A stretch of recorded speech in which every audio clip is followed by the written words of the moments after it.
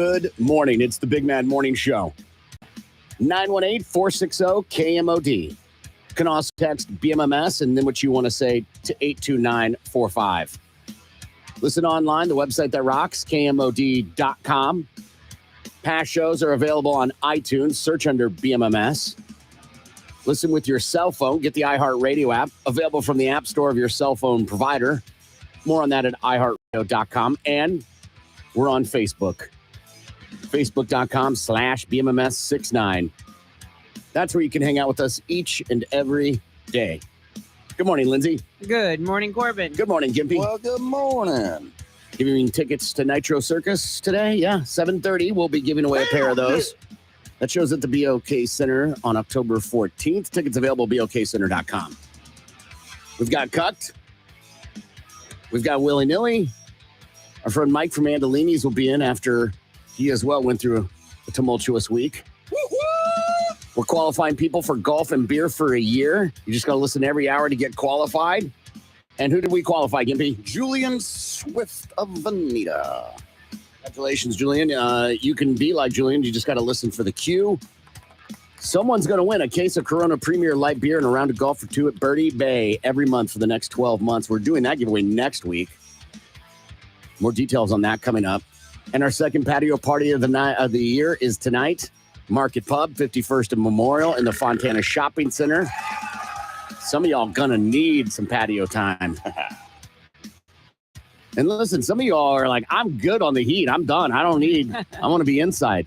They have an inside as well. It's called a patio party, but it's really subjective. Right? Yeah. You're welcome to be outside. You're welcome to be inside. Just don't stand in the doorway halfway in and halfway out. Yeah, that's not. One, I think it's a fire hazard. Yeah. It's a dick move. Yes. I digress. So, yeah, that's at the Market Pub tonight, 51st and Memorial. And then yesterday, just because I feel like we can finally wrap a bow on this thing, they finally said, hey, we feel pretty confident that sub thing's done. They did. They did. And it comes out that the government has some super secret program where they listen underwater constantly. Right. And they heard a thoomph. I'm not trying to make light of it. People died. That's not cool. Right. However, they heard a thoomph, and they were like, huh. Right? I mean, what could they have done? You can't blame that they didn't do anything. No. But they did know, from what I heard, read online, whatever, they knew about that in the beginning, like when it first broke. Mm-hmm. And so it's like, why didn't you share that information? I guess to hope that you could save these people. Maybe it wasn't a submersible imploding. I don't know. Maybe. Or there's a scenario where this super secret program that listens underwater doesn't want to divulge how they heard it, and they needed to go through proper, channels and clearances. That's also possible. I mean, it could be. It's also possible that this is all a sham just to keep us distracted from something that's really going on in the world. Right. It's also actually happening in real time. Or it's also possible that they heard a thoomph and went, huh. Do you know what that was? No. Did you hear that? Let's send that up the line. Let's see if we can figure it. I don't know. Where was it at? About this area. We showed no subs. I mean, the Titanic's there. Right. It's possible they didn't even know that thing was there. Yeah, that's a good possibility. But the idea that we have this super secret program where someone's got like their ear to the door. Right. For what? What are we listening for? Aliens? Subs. Submarines? Yeah. Okay, I guess that would make From other countries, yeah. Makes sense. Hey, listen. We got caught one time. Right. I don't think we want to be caught again. I think that's the plan. Subs are the threat. You think right? so? I mean, yeah. Aircraft outside of nuclear missiles. Well, aircraft carriers, you can see coming. Like, I'm just talking about like previous. Okay, yeah. So like that is, they now have the radar technology to go, they know when it's happening. Right. And then when it comes to like nuclear weapons, yeah, but here's the thing about that. It's over. Right at that point. It doesn't matter. It doesn't matter if we retaliate with the 100,000. It doesn't matter. Mm-hmm. It's going to be different. Truth. You think no power for a week sucks. Oh, God. How about no sun for years? Yeah. It's so cold. If you don't know what watch The Road. Right. It's the craziest movie. The book's even more crazy. Mm. But yeah, I think subs are the because they're really hard to. It makes sense. Yeah, they're underwater. Yeah. But they believe it imploded like on day one. Right. And I don't know if you guys know much about how implosions work. Because I read a bunch about it yesterday because it was so fascinating. Mm-hmm. And the amount of pressure that is felt, the amount of pressure that is felt was like 3,500 times than the video I'm going to show you. Okay. And in the video that, oh, you son of a bitch, did I not keep it? Okay, so it shows a tanker on a train with one like PSI pressure, and it just goes koof, and it just caves in, right? Yeah. It's 3,500 times more pressure on that thing. So essentially, it would be like taking a beer can and smashing it on your head, crushing it completely. Except you can't see the hands and you can't see the head. Yeah. It just does it. So go ahead, Lindsay. So they probably wouldn't have even felt it. Right. They probably are like, what? Instant death. There may have been a what's that hiss, but Boom. they instant. didn't. Yeah, they didn't know what happened. Crushed them all on the inside. Yeah, Yeah. And now the sharks got to work for their food. Yeah. Yeah, I mean, I guess it's sure. Just saying. Anybody got a can opener? Yeah, and all the debris floated to the top. Mm. How about the story of the one billionaire, whatever person wanted to take his son, and his son was like, "I'm not comfortable, but Father's Day." I'm not joking. He's like, "I'll go for Father's Day, I guess." At least that's what the the aunt is saying. Rather sit at home and play Call of Duty, Dad, but whatever. I'll go on this submarine ride with you. Yeah, but there's going to be a remote control on board. Oh, wow. Yeah. Can I play? Oh, God. This guy's getting his face sued off. Oh, yeah. He's going to get so sued. Well, I mean, the company would, right? Because he did. He died with the rest of them. Wasn't it the CEO that went down with him? Yeah. So it'd be the company or whatever, the stock, all of them. His family is going to have to pay for sure. This is the CEO during an interview about the little sub thing he made. I'd like to be remembered as an innovator. I think it was General MacArthur said, "You're remembered for the rules you break." And, I've broken some rules to make this. I think I've broken them with logic and good engineering behind me. The carbon fiber and titanium, there's a rule you don't do that. Well, I did. It's picked. Yeah. It works until it doesn't. Exactly. Right? James Cameron was quoted, they asked him about it, and you're going, he made a movie about the Titanic.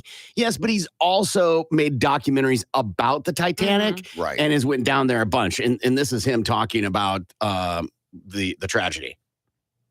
I'm struck by the similarity of the Titanic disaster itself, where the captain was repeatedly warned about ice ahead of his ship, and yet he steamed at full speed.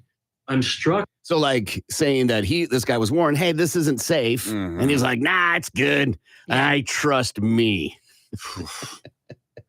And then some more from James Cameron. For a very similar tragedy where warnings went unheeded to take place at the same exact site with all the diving that's going on all around the world, I think it's just astonishing. It's really quite surreal. That's crazy if you think about it. Yeah. What are the chances? Like if I said to you a month ago, hey, there's going to be some people not listen to the warnings. They're going to be super rich. They're going to go down in a thing and we're going to have trouble finding them and they're going to die at the exact same spot this happened when the Titanic sunk. You'd be like, what are the odds? You're crazy, man. Yeah. Apparently pretty good. Yeah, right. pretty good. I was reading some of the other we got this thing that from Us Magazine that talked about these are celebrities' reactions, and the celebrities that they chose to get reactions from is so fascinating to me. James Cameron makes sense. Yes. Right? He's done documentaries, one of the biggest movies of all time, surrounded about it. I'm not sure what Nicki Minaj can add. Oh. But she said no one should be hoping they ass on a submarine talking about they going down to the Titanic. I'm keeping all 5 passengers in my prayer. John Cusack, I'm not sure why he would be a valid person to hear what he has to say. All I can think is refugees capsize, no one cares. Some billionaires on joyrides go missing. It seems like multiple naives are instantly searching. Okay. Let's see. How about Kaylee Kwakao? This has kept me up the last few nights and it's made me sick. Has it really? Has it, Kaylee? I've heard that before from people.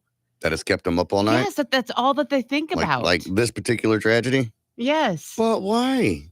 Right. Because you have other things it's to worry hard for about? me to feel sorry for these people when it was silly for them to do this in the first place. Yeah.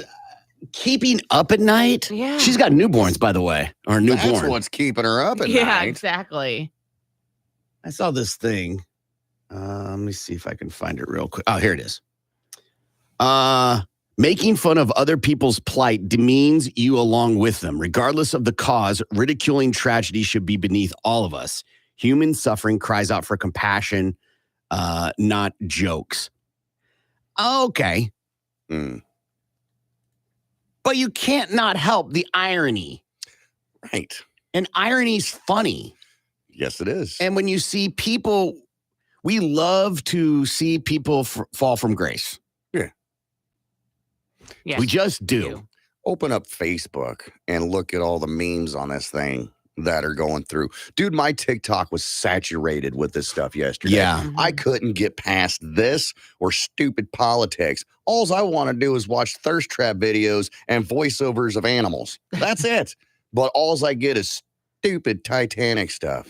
Well, I get to a point where when it's inundating everything, I'm like, I'm out. I want to know what happened, but I'm out. And now there's a conclusion. I didn't want to talk about it today, but now we have a conclusion. Like, got to put a bow on it, put it back on the shelf. That's it. All right. So this will be the last we talk about it forever. Short of it coming up that they were, there were aliens took over the ship and there was Right. Something majorly extreme. some crazy story. Like he was doing lines of coke before he got on the. That's crazy. Right. The submersible was attacked by a giant squid. Right. What was you made a joke about the movie, the Titanic. the attacking it. The Meg. The Meg. Yes. Yeah. That would make me bring it off the shelf again. Yeah, right. Yeah. But there was a point where like everybody was doing some commentary video on it, and you're just like, oh gosh. Yeah. And real. being kept awake because you want to you're just taking your hit. Yeah. Like, okay. Yeah.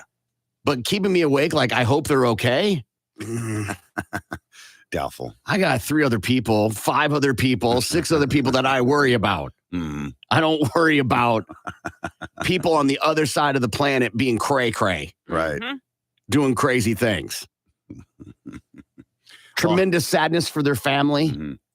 Right? So I can't even imagine that you're replaying what happened to them. Right. I wonder how it works for insurance purposes. Because these people, if they're worth billions of dollars, millions of dollars, they have a life insurance policy. Right. You would think. Yeah. And some life insurance policies have caveats. Right. Like they won't pay out if you're doing extreme things, bungee jumping, skydiving, going Drug overdose. This could have been a suicide mission to them. I mean, I feel like that's a giant jump from what we're talking about. I don't know if they were like, I'm going to kill myself this way. But I mean, like, because some won't pay out if it's considered like the suicide, insurance. There's business reasons why they have some of those caveats in there. Right. And also, Will there be a body? Oh, right, absolutely. Right. I don't think they pay life insurance policies without a body unless you go to court. Mm-hmm. And I can only imagine a life insurance policy company that is insuring somebody for billions or millions is pretty slow on pay. Right. And we'll fight to them. If I got to pay $1 billion out in a life insurance policy and I could spend a couple million fighting it to stop it, Mm-hmm. I'm going to spend a couple million. Uh-huh. Yeah. There's a big difference between $1 million and $1 billion. So these families, I have tons of sadness for, because not only do they have to comprehend or think about what happened to them, then they have to fight Mm-hmm. to get the money that they had set up to protect them should something like this happen. Is it possible for them to bring it back up to the surface? Well, there's no more it. It's It's well, bring It's the tiny pieces back. pieces. Okay. Yeah. Okay. I was just imagining a can at the bottom of the lake. No, like it implodes so much it like just almost disintegrates. Okay. Well then, never mind. Never mind. If I'm not mistaken, I think that happened with the Challenger explosion. Like they had a situation where it took them a long time to declare them dead Right. because there was no body. That makes sense. That World Trade Center. That was a ton of problems for people with the World Trade Center. Mm-hmm. That they had to go to court to fight to have the court go, no, they are dead. Right. That ain't right, but I get it. I mean, there's some legalities involved. Mm-hmm. They're not just going to be like, it's fine. Right. I'm sure there's a good reason why, It sets a precedent. Yeah, absolutely. If they do it for, hey, we don't need a body, Mm-hmm. then when somebody goes missing, really missing, like, poof, yeah, then they like, he may come back. And then if they pay him out and they come back, like, right. It has to be a bunch of red tape. Yeah. Unfortunately. Mm. So those families I feel incredibly bad for. Do you think they tried to talk them out of it? Or do you think there's that whole part too of like, why didn't I try and talk them out of it? Yeah. Again, my mind goes to this was such a silly, selfish decision to do this. Did you? I hope that, I don't know. It makes me angry. Like, why would you do this? Well, one of the people on board had been there like 30 times or some ridiculous number. So is it silly then? In this particular vessel, because they died. Because he can give you 30 examples, it was fine. Right. Yeah, but it just takes one goat. Yeah. That's it. In a game controller controlling this thing, there's no way in hell. I know a lot of people are focused on this. Yeah. The peripheral of how it was So controlled is really not that big of a deal. I think it is. It is to me. Why? A $30 game controller. Like, there's no way. There's no way I'm getting into that. That's fine. But that doesn't mean it wasn't good, right? What do you think the parts are that are made to control it when it's in some nice stainless steel encasement? Right. The science might be the same. I don't know. I'm just saying that I think that's the wrong thing to focus on. And also, I'm not going to spend that type of money to, again, see something that you're not going to see something new that we haven't already seen in documentaries. I agree with you. But seemed like a huge waste of money. Except you or I don't have that money. So we can't even comprehend that feeling. Right. To them, if you have $1 billion, spending $250,000 is probably what you spend on a vacation. Right. And there's people that are spending that to go orbit the earth, go to the moon. More than that, right? Yeah, absolutely. So, I mean, what's the difference? What is the difference there? You're going to pay all the money and you go into space. There's a chance you may not come back. You're going to pay all that in money. An You're going to airplane. the bottom of the ocean. Yeah. Yeah, absolutely. In a car. Yeah. Plenty of people die in car wrecks every day. You can get killed walking your doggy. You die taking a crap. All right, we got to take a break. We got tickets to Nitro Circus. We've got Friggin' A Friday where we're going to give away beer. Case of Coors Light could be yours. You just have to answer this question. What instantly triggers an emotion for you? BMMS and whatever that is to 829. I don't know what riggers would mean, but I think he means triggers. What instantly triggers an emotion for you? BMMS and what that is to 82945. More of the big. Oh my God, you served Brussels sprouts or whatever that is. Right. I'm not going to get all like, you didn't clean for my arrival. Right. Good. You're right. Life happens. Life especially happens. if you've got small children. Oh, and you're having a dinner party. Right. You can expect toys to be all over the place. Now, there's a difference between, a little clutter, kids don't know how to pick up their toys, and your house looks like Ross, dress for less. You know what I'm saying? Yeah, I would think if you're hosting a dinner party, you would want to clean up. You would think. Yeah. You would think. But that's not necessarily true, especially if you're like, hey, come over tonight, we're having pizza. Mm-hmm. Pizza feels like there's no cleaning happening. Yeah, it's okay to have your laundry still piled up on the back of the couch from like 4 days. No. You should at least pick it up and throw it on your bed. Yeah. Right? Give me a place to sit. Right. Just move the panties over. It'll be fine. It's always like, I've gone and I stopped getting in the car with this person when I went to get in their car and they're like, hold on. And they had to like unload a bunch of stuff from the seat and the floorboard into the back seat so I could sit down. Yeah. And I'm like, you invited me to get in your car.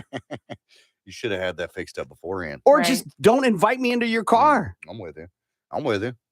Right? If you don't have a place for me to sit, what are you doing inviting me over? I just like the company. I'm not a charity. Yeah. So that would be, I'm judging food. What do you judge? What's your judge when you go to someone's house? If it's Cleanliness. Cleanliness? Probably, yeah. Especially if you're having a dinner party. Yeah, I might do that too. Uh-huh. Gimpy? Definitely cleanliness. And it doesn't have to be sparkling like you walk in and everything's ting, ting, ting, ting, ting, No. But if you're inviting people over, dinner party, or just to hang out and have a smoke sesh, you might want to just kind of pick up the bulk of Smoke things sesh. first. You're so bougie. Yeah. You come over, get high, and you're like, man, the house was so dirty. Yeah. So dirty. Well, yeah, if you gotta, you can't put your soda down or your water down on the table because it's littered with empty cans. Right. Yeah, that's Right. what I'm talking about, man. Yeah. Go get a damn trash bag. But Clear off the table and it'll be fine. Yes. I'm not saying you have to run the vacuum. Right. All right. Just don't make people come in and be like, oh God. Oh God. And furthermore, Susan, if it smells a little bit, just spray something. Just spray something in the air. You don't want to walk into somebody's house and get hit with a brick wall of stank. No. Yeah. Yeah, but you got to be careful too. Don't go crazy, right? If you're unloading half a can of Lysol, right. You're obviously covering up a smell. Yeah. Right? Which will reveal itself in a In little due bit. time. Yes. It's not permanent. It smells like wildflowers and ass Yeah. Is it Febreze? Mm-hmm. and mold. Febreze is literally advertised to cover up stink, Absolutely. Yeah. which means you have a problem if there's stink in the Yeah. house. What about a toilet bowl that's got a pink ring in it? I'm not judging that. Gross. It's pink mold. Yeah. It's mold Gross. Yeah. in the toilet bowl. Yeah. That's okay. Ugh. Now, I mean, there's a difference between is there sitting urine or like, Mr. Hanky, is he taking Skid a little marks. swim right there? There's some rubbing is racing.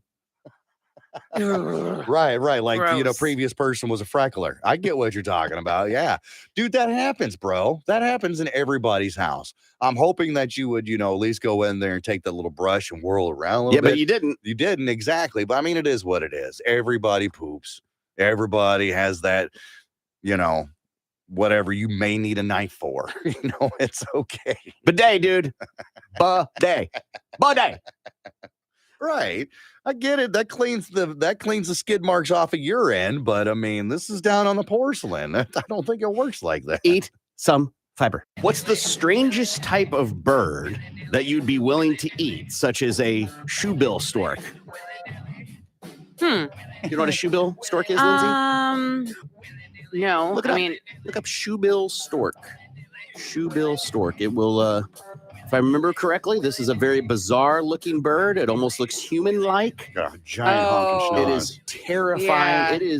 It will haunt you in your nightmares. And if I remember right, it makes a horrendous sound.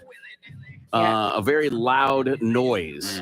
It's not like a beautiful chirping or anything. It's a very loud noise. Mm-hmm. The shoebill stork.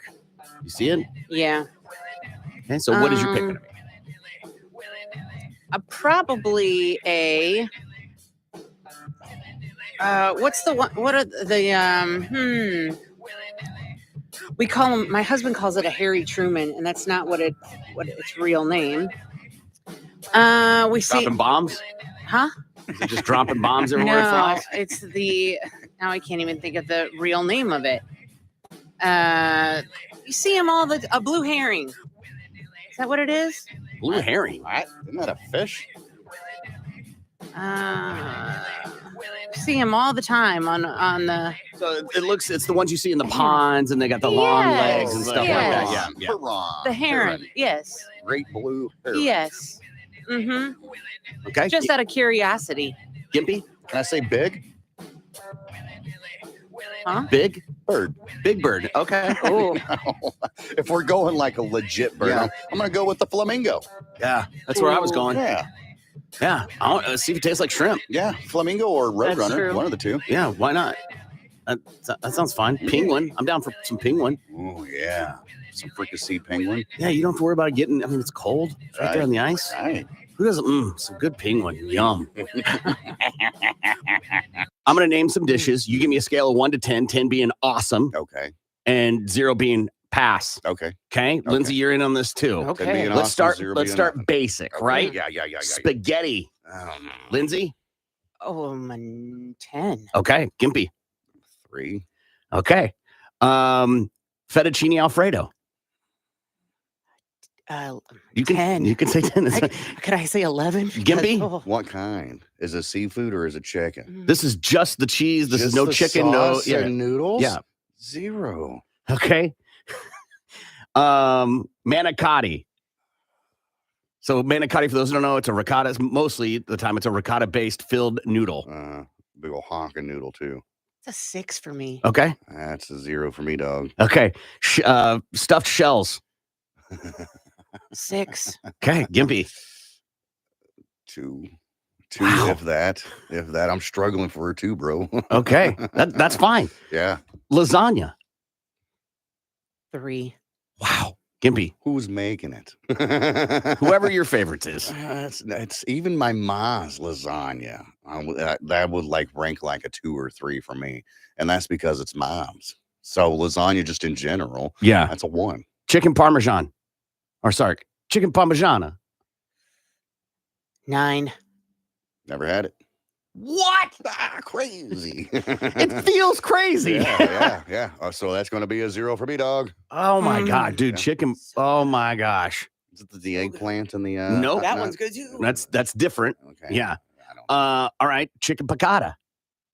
Chicken piccata is the lemon chicken. I know. It's lemon. Yeah, 7. That's 0. Oh my God.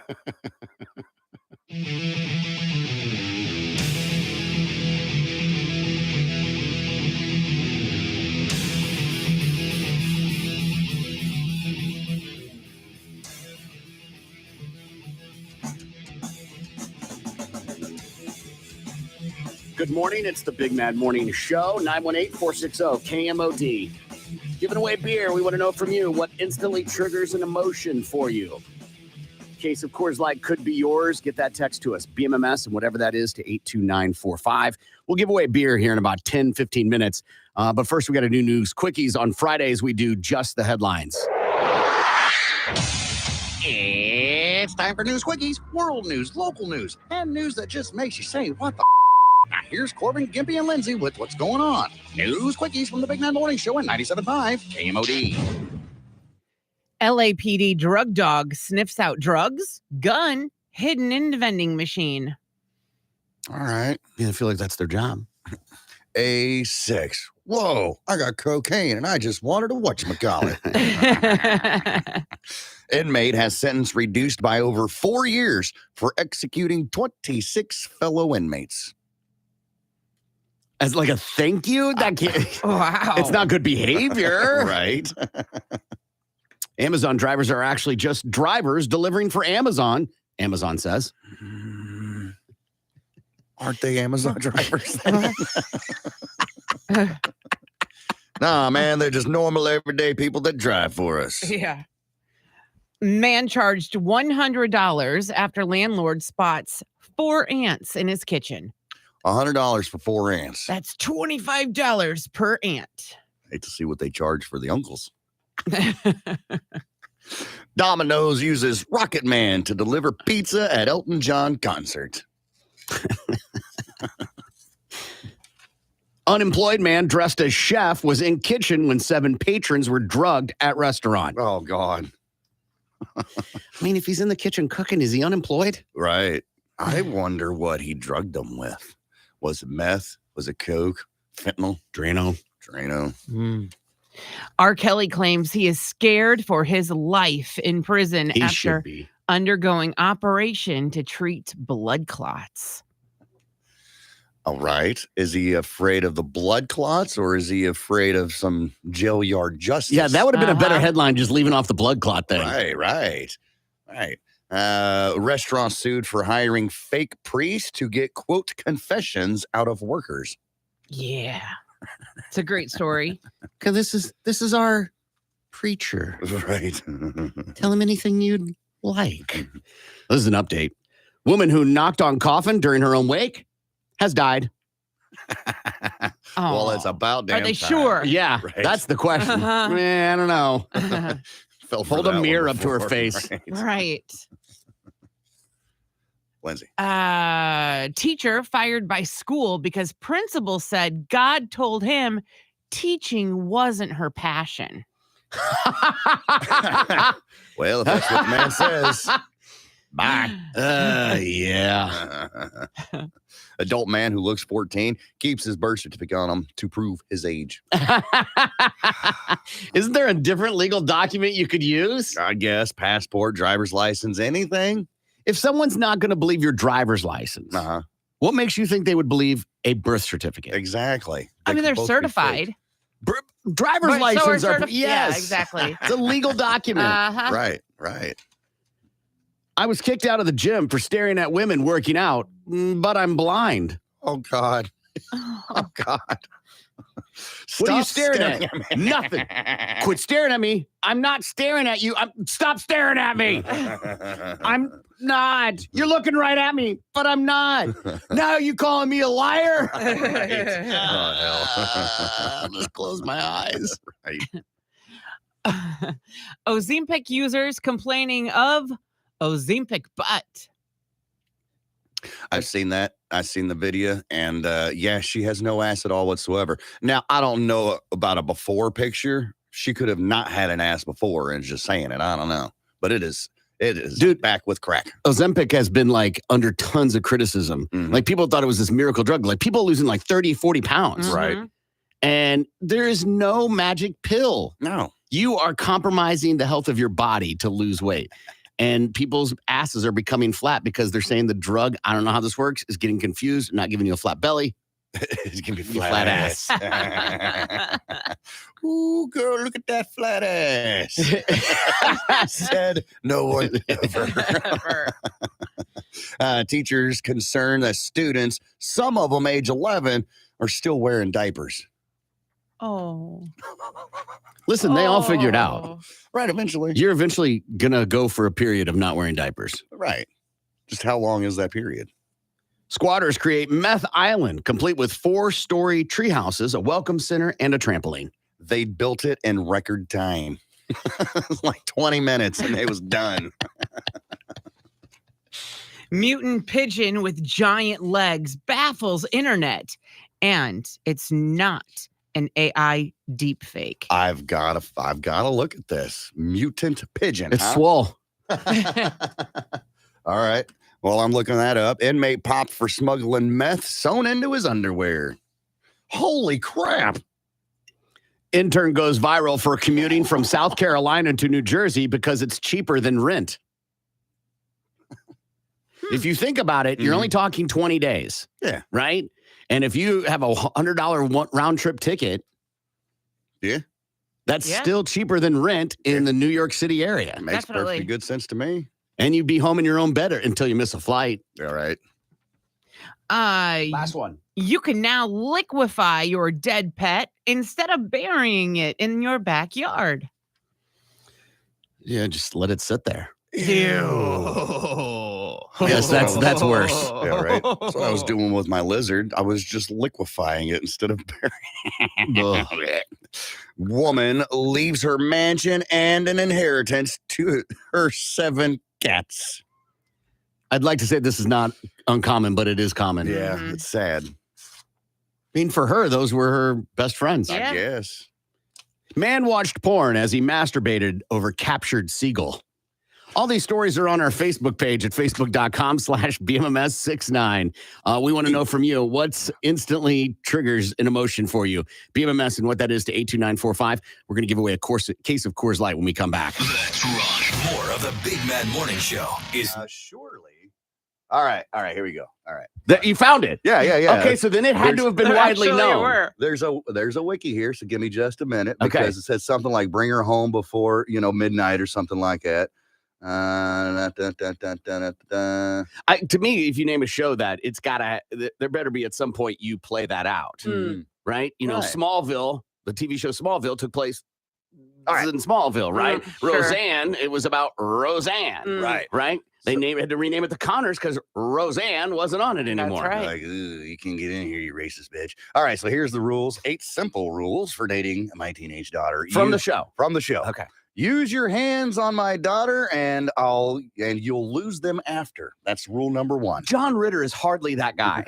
Right? Really? He may be the nicest character ever on any show, ever. But that's what they want us to believe. I think only What? one time he played a character that was really bad, evil. Okay. He mostly was the good golly G guy. Wow, even on Problem Child, he was Yeah. a good. Yeah. Was. He was like, he could have been on SNL. Like he was a, what do they call it when a comedian, they like hurt themselves and stuff like that? He's that type of comedian. Okay. Like Chris Farley was, Chris where Farley, he'd fall over on tables and it wouldn't bother him any at all. Yeah. But that's what they want you to believe. Maybe deep down inside, he's really just a mean Sure. asshole. Who he is off screen is, yeah, but we're talking about the character. Well, that's what I'm talking about. The character is like, oh, we're such a nice guy or whatever, 99% of the time, but you get that 1% that's never shown. But you know, it's kind of like when Kevin Hart threatens you, you go, come on, man. Yeah. You don't know he's this badass muscle guy. Right. Right? All right. So number 2, you make her cry, I make you cry. Again, not on brand with John Ritter. Number 3, safe sex is a myth. Anything you try will be hazardous to your health. That's just bad parenting. That's just, they're going to have sex, right? So now you're turning them away from practicing safe sex. Right now they're going to do it just to spite you, Yeah. Dad. Well, it's not safe. He's going to raw dog it just to spite your dad. God, that word is so awesome. I hate it and love it at the same time. All right. So number 4, you're looking at bring her home late. There's no next date. Notice how everything rhymes with these rules. That's on John Ritter brand. Yeah. Number 5, if you pull into my driveway and honk, you better be dropping off a package because you're sure not picking up anything else. Who delivers stuff to your house? Who delivers stuff in honks? I don't know. No, Usually they UPS, knock on the no, door. no one. Ring a doorbell. For us, something like DoorDash, Right. Domino's in the time like that. No, that's not a Sure. thing. that. It says alternative rule number 5, only delivery men honk, dates ring the doorbell once. That was his alternative to the number 5. Okay. Honking. Oh, okay. All right, so number 6, no complaining while you're waiting for her. If you're bored, change my oil. Change, not check. Mm. I don't know. If you know who John Ritter was, he might mean He Something did play a completely little different. fruity fruit on Three's Company. Worried? At least to Mr. Furley, Mr. Roper, he was They supposed to be. Right, Yeah, exactly. Yeah. Number 7, if your pants hang off your hips, I'll gladly secure them with my staple gun. Mm. What Yes. a dick. assault. Right. Yeah. Ka-doom, ka-doom. Again, not on brand with Nope, John Ritter. not at all. And lastly, here, number 8 for 8 simple rules of dating my teenage daughter. Dates must be in crowded public places. You want romance? Read a book. I like it. Again, that might be the most on brand of all of them Yeah. for John Ritter. Yeah. I had to look up whether or not John Ritter ever played a bad guy. And the only one I found was his role in the film Bad Santa. Bob Chapesca. With Billy Bob Thornton? Yes. Was he still alive at that time? I mean, In apparently the internet says so, but 2003. okay. He was out to expose him for the hard drinking offensive brute that Billy Bob Thornton's role was. Sure enough. Yeah. Sure enough. And John Ritter died in 2003. Wow. So shortly after he did that, I guess. Yeah. How about that? I feel like I saw him in a, because he was in Sling Blade, if I remember correctly, too. Like he was the friend, he was the father of the boy. Was he evil in that? I don't think so. Maybe. I can't remember. Yeah. But Problem Child, we know him as. Yeah. I feel like there was he played Roy Slade. Is that right? In Sling Blade? No. No. Oh, he was the priest. Mm. That feels on brand for John Ritter. Yeah. Yeah. Who had John Ritter on there? What they'll talk about today? Bingo card. Yeah, not me. Nobody. I found some myths about serial killers. Oh, fun. All serial killers are men. That is a myth. Well, yeah. Reality is that it's just not true. As of late of 1998, a highly regarded former FBI profiler said there are no female serial killers. The news and entertainment media also perpetrate the stereotypes that all serial killer offenders are male and that women do not engage in horrible acts of violence. The lethality of a female fatale is presented in book or film. She's most often portrayed as the manipulated victim of a dominant male. Mm. The reality concerning the gender of serial killers is quite different from the mythology of it. There have been many more male serial killers than females throughout history. The presence of female serial killers is well documented in crime data. We pointed that out when we did our list the other week. Mm-hmm. In fact, approximately 17% of all serial killer homicides in the U.S. are committed by women. Only 10% of total murders in the U.S. are committed by women. Therefore, relative to men, women present a larger percentage of serial murders than all the other homicide cases in the U.S. How about that? All serial killers are Caucasian. That is a myth as well. They span all racial and ethnic groups. The racial diversity of serial killers is generally mirrors that of the overall U.S. population. Okay. So they're not always white. All serial killers are isolated and dysfunctional loners. We're led to believe that, right? Mm-hmm. Like in the film Red Dragon, the Tooth Fairy serial killer. Real life serial killers are not the isolated monsters of fiction, and frequently they do not appear to be strange or stand out from the public in any meaningful way. Look like normal.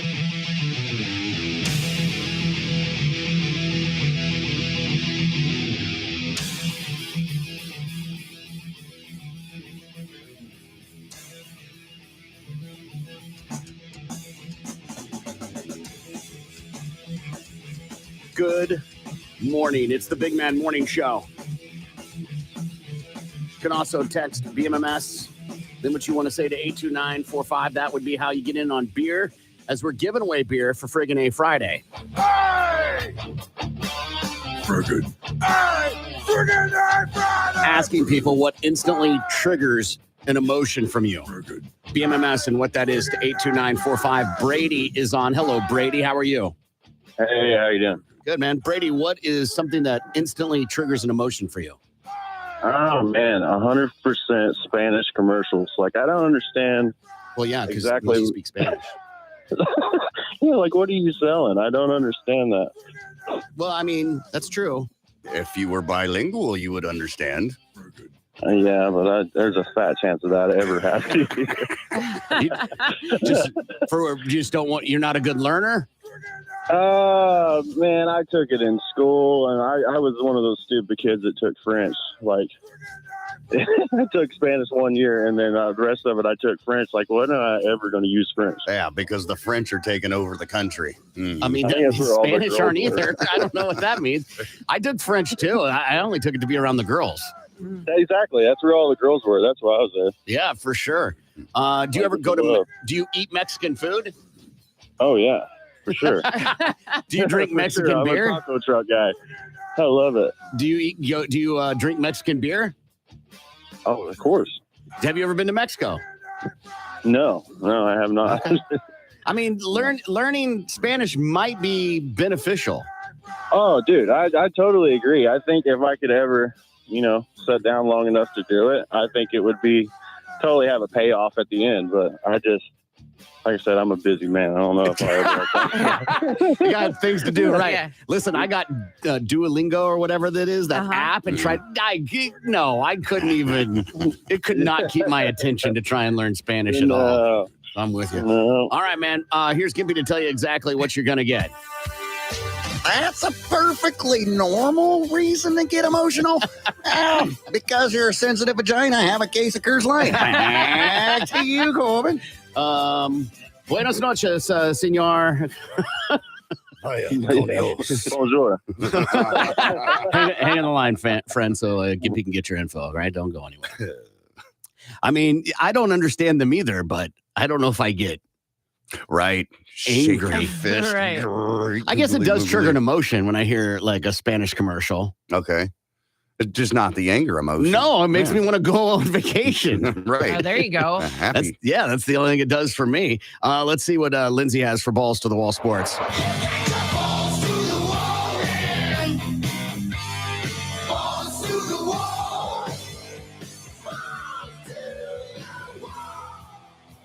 The worst kept secret became a reality during the NBA draft in Brooklyn. France's Victor Wembanyama was selected by the San Antonio Spurs with the first overall pick. Brandon Miller out of Alabama went second to the Charlotte Hornets, while Scoot Henderson out of the G League Ignite went third to the Portland Trail Blazers. The Houston Rockets selected Amin Thompson from Overtime Elite with the fourth pick, while the Detroit Pistons drafted his twin brother with the fifth overall selection. A projected top 5 pick tumbled in the draft. Villanova forward Cam Whitmore went 20th overall to the Rockets. NBA superstar Chris Paul is headed to the Golden State Warriors. The Athletic reports the Washington Wizards are sending the point guard to the Warriors in exchange for Jordan Poole, Ryan Rollins, Patrick Baldwin Jr., and 2 future draft picks. The Wizards acquired Paul from the Phoenix Suns last week in a blockbuster trade for Bradley Beal. Paul will join forces with Steph Curry on what will be the 6th team he will suit up for. And one night after the Tulsa bullpen failed to hold a lead, the relievers came through in a big way last night at One Oak Field. It was technically the first win for the Tulsa Sound. The Drillers have rebranded for the remainder of this week as a sound to pay tribute to the iconic musical style that originated in Tulsa from the likes of Leon Russell, J.J. Cale, Roger Tillison, and Elvin Bishop. The team is wearing special Tulsa Sound uniforms with the rebrand. Final score last night was 5-3, and the victory kept Tulsa's first half division title hopes alive with just 3 games remaining in the first half. The Drillers will continue their series with the Naturals tonight at One Oak Field with the 4th game of the 6-game series. First pitch is scheduled for 7:05. And that's your Balls to the Wall Sports. I'm Lindsay on 97.5 KMOD. Balls to the Wall Sports is powered by Miller Lite, the original light beer. Great taste. Agree with 100%. Yes. But an enema, water entering your butt, that's a new story to me. I've never heard of such a thing. And you're saying you and your husband, this has happened to you. Mm-hmm. Yep. Hit the water just right. That's what happens. Are you sitting as you jump into the water Yeah, right. and pushing out? You land just, yes, exactly. Yeah, but come on. Unless you're, jumping with your cheeks spread open, there ain't no way. And even then, it just ain't gonna happen. That thing's watertight for a reason. That's what it feels like. It hurts. I saw a Dallas Cowboy fan video from the other night when they lost, and he threw something, broke his TV, started punching his TV. It fell down, pulled out his gun, and started shooting the TV. Oh, my goodness. And here's the thing about all that. They still lost. It didn't change anything. No. So now you're out of television. Yeah. And you discharged a weapon in city limits. Right. Yeah. That's a charge in itself right there. You're at a friend's house. Mhm. Okay. Because I know you're I love not a it. huge football fan, Yeah. but you watch football. Yeah, I'll go over there, hang out, drink some beers. Your smoke girl pot. loves Yeah, football. she loves it. Yes. I like it. And matter of fact, Gimpy initiated a text to tease me Yeah. about the Chiefs game Yeah. on Sunday, Yeah. which is totally fine. I can take it. I'm fine with that. It's just unexpected coming from me. Not normal. Yeah. but still awesome. Yeah. And so I'm like, hey, come over, watch the game. Okay, bet, man. We watch the game. We Yeah, got man. beers, whatever. Yeah. We're having fun. The game goes south. Patrick Mahomes chokes. Ooh, wish he did. He did. He threw that He ball choked. right at that He fool, choked. too. He pushed a pass. Anyway, I digress. And he throws the interception. I chuck my beer at the TV. I start punching the TV. You don't even know I'm packing. I pull out my gun and start shooting the TV. And I yell, son of a bitch. Yeah. What's my next Is it plan of safe action? to say you probably will not come back over to watch a football game at my house? I am definitely. Well, I might. Oh, shoot. Totally. No, I'm Karen, not this is coming back. Yeah, it's a pretty I'm not extreme coming violent back. situation for a Yeah, guy it who's not is. violent. For you. I was even to say, even if my best of friends did that, I'd be like, all right, I'll give you one more shot. If you pull out your gun a second time and start shooting a television over a goddamn football game, I am definitely never coming back. Not for football, not for Parcheesi, not for no goddamn win, lose, or I ain't draw. playing none of Monopoly that. with you, bitch. No, because I could be the television. I'm not taking that chance. I would give you one more opportunity, because you're not the guy that kind of, just flies off the handle like that. That's a one-off. If it Feels happens, pretty violent. if it happens again, I'm like, all right, something's going on. Now, I'll tell you this. You pull out your gun, you start shooting a television, I'm not going to be sticking around for much longer. Right, the party is over. Pretty much. Even we're if the game, we're not watching the halftime- second game. No. No. I gotta go. I got to go vacuum my lawn. See you in the morning. No. It's weird to see grown men get that angry about something they have no part in. Mm-mm. Right. Of other grown men playing a kid's game, getting paid a king's ransom. Ain't that the To truth? get that mad. And I'm not saying you're not invested and you can't be a fan. Mhm. Right? I get it. It's been your team forever. Right. You've been there for the ups and downs. But getting mad, I'll accept throwing a beer. Sure. That I'm like, emotions get the best of you. Yeah, heat of the moment. Sure, why not? You threw a beer, walked 10 feet, punched a television multiple times. Then it fell. You then made a movement towards your waist, knowing what was there, Right. unholstered Uh-huh. or unwaistbanded, I guess, All right. and then fired not once, not twice, not 3 times, multiple shots. You had plenty of chances as adult to control your emotions. Yeah. There is no way this individual that I saw in that video does not beat his wife. Oh, Exactly. Has to, man. That is, your ass is out of here. Go stay in a hotel. I think, okay, I love your thought. When do you do that? When do you tell him to leave? Oh, as soon as he punches the TV, what are you thinking? So you're going to try and yell at him while he's shooting the television? At what point, when someone's acting that way, do you intercept, Lindsay? Yeah, because clearly this isn't the first time. This isn't the first outburst. They just got boxes of TVs lying around. Yeah, Yeah, exactly. right. That kid fell off especially the as truck. especially as a Cowboys fan. Yeah, this clearly wasn't the first time. So before that's happened, you would do it. We're talking about this So- instant. No, we're talking about this instance. Okay, he punches the TV. He shoots it. At what point do you engage with him and say, "We're done. You're out of here"? Is she a friend or is she the old lady? Old lady. Okay. All right. I like that. I suppose after he empties his rounds of the gun, I think that's a bad call. it would have to be after. I think that's a bad call. That's like telling somebody who's amped up to calm down. Right. It just ain't going to work. It ain't going to work because you know what's going to happen? Chances are he's going to go reload, either grab another magazine or grab the box of ammo and reload the one that he just emptied and then take it out on you. Yeah. I'm good on that. Or use his fist or whatever. Yeah, I'm good on that. If I was the old lady in the situation, I'd just grab me and my 5 kids and I'd go stay in a hotel somewhere.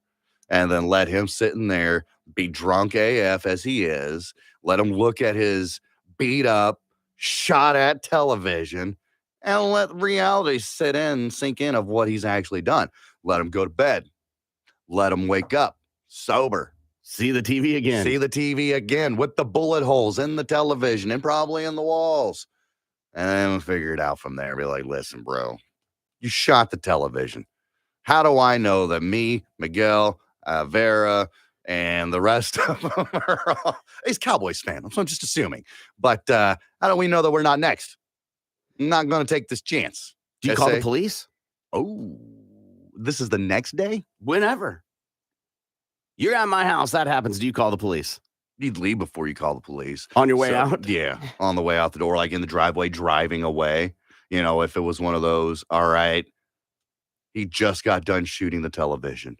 I think this is my moment where I can leave. Like he's in the bathroom taking a whiz, right? Because he's been You wait for your moment. To wait for your moment, and then you go ahead and you skedaddle on out of there. And you call the police and let them come over to the house and deal with it. And then you got to go to the house the next day, and then you got to see the TV on the ground with bullet holes in it. And then remember. Yeah. Then you change the locks. Yeah. I think you definitely wait the Definitely. next day. Calling the police feels like that makes sense. It does. It does. You fire a weapon within my proximity, I feel like I've got to call the police Mhm. because that's not normal behavior. Yeah. But I love the idea of letting him marinate in it. You sit here and think about what you've done. You don't even need to Sir. say that, right? Right? Right. That's like telling a fat person they're fat. They own mirrors. Like, you come in. Shot the TV. Yeah. Son of a. What happened to the team? Right. Goes, stumbles up, still drunk a little bit. Oh, goddamn tequila. Ay, Dios míos. Goes for the television to turn on the news. Click, click. Nothing. TV's on the floor with bullet holes in it. How stupid. And then do you upgrade after that, or do you just get whatever you get the Aspina brand that you've never heard of that's on sale for $200? In case this happens again. Yeah, right. That's all you can afford. I mean, Yeah. Right. people don't keep a surplus TV budget in there. I don't think. No, that's what pawn shops are made for, man. I haven't bought a TV in like at least 4 years. And that's when I moved into the house. No. Oh, Yeah. that's not true. I bought one for the playroom, I guess. Yeah, but you bought one of the cheaper ones, right? You didn't go, Samsung or nothing like that. Yeah. All I got to This tell you deal. is Roku. That's all I got to tell you. I got A one of those Roku too. TV is cheap and it works fine. Absolutely. People are like, well, how many HP did the thing and lines and all that? I'm like, it comes on. Right. Does it have a picture? Yes. Yeah. Perfect. Can you get to the YouTube? Yes. That's it. I'm confident with higher level brands, you get a different picture. Mhm. Confident. Mhm. I just don't care. Right. It's kind of like a diamond ring. Mhm. There's different levels of a diamond ring. Mhm. Sure. But you get over a certain threshold, the human eye, cannot tell the difference. Right. Now you're just spending money. Yeah, there's For no reason to status. get, I don't know what it is, like an A diamond. You can't see the difference between an A, B, J, whatever. You need a monocle to do that. Right. So same with TVs. I'm like, who cares? If it's going in the kids' room or like an outdoor TV, right there with you. If it's the main TV in the living room, though, Good morning. It's the Big Mad Morning Show. 918-460-KMOD. Qualifying people for golf and beer for a year. John Hollum of Tulsa heard the cue, so now John is in the running to win a case of Corona Premier Light Beer and a round of golf or two at Birdie Bay every month for the next 12 months. That giveaway will happen next week. Make sure you're listening to get qualified. Another chance is coming up in about 54 minutes. It's all from Corona Premier Light Beer and Birdie Bay, where it's always golf weather. Good morning, Lindsay. Good morning, Corbin. Patio party number 2 is on tonight, 51st and Memorial at the Market Pub in the Fontana Shopping Center. Miller Lite specials, and you can sign up to win our Miller Lite prize pack. You must be present to win that at the end of the summer, but we are going to have some fun this evening. So come on out and join us. Good morning, Gimpy. morning, Corbin. Your single day or Oklahoma tickets are on sale. You can get the link for those tickets at KMOD.com. We're asking you a question to win a case of beer. What instantly triggers an emotion for you? Case of Coors Light could be yours. This is how you get it in on that. You text BMMS space and then answer the question, what instantly triggers an emotion for you, to the phone number 82945. We'll pick somebody coming up in a little bit to win a case of beer. Lindsay, what instantly triggers an emotion for you? Instantly triggers an emotion for me, one that I thought of first was angry in traffic when I want to get out of, say, a grocery store or Quick Trip, and someone blocks the entrance or the driveway when they're in traffic. Say more, because I'm not following. Like at a red light, when they pull up and they're blocking the entry and you want to pull out and it's blocked. They don't stop before it. Oh, like, so leave let's the say space. you're trying to leave a Walmart or whatever, or get in, like turn left to get in or whatever. And traffic's got that entrance blocked. You got to sit there and wait for, 10 minutes for traffic to clear up. Yes. I'm right there with you. Blocking an intersection, not cool. Right. Blocking a driveway, which is what I think you're talking about. Yeah. I mean, people underestimate distance, and so. Oh. I'm always cautious of that. And I Well, wish good for you. others Not were everyone too. is. I know. That's an instant trigger for me. I get so annoyed. Because now I have to wait. Great googly moogly. Mhm. Ugh. I'm glad you feel it too. No one Gimpy. should make Lindsay wait. Gimpy, what about you? What instantly triggers an emotion for you? Man, I tell you what, one thing, and I go with the sadness emotion on this one. Not so much anger or happiness or joy, but it does it every god dang time. And it's usually when a certain song comes on or whatever. And it's the mere thought of my brother passing, to be honest with you. Like fear.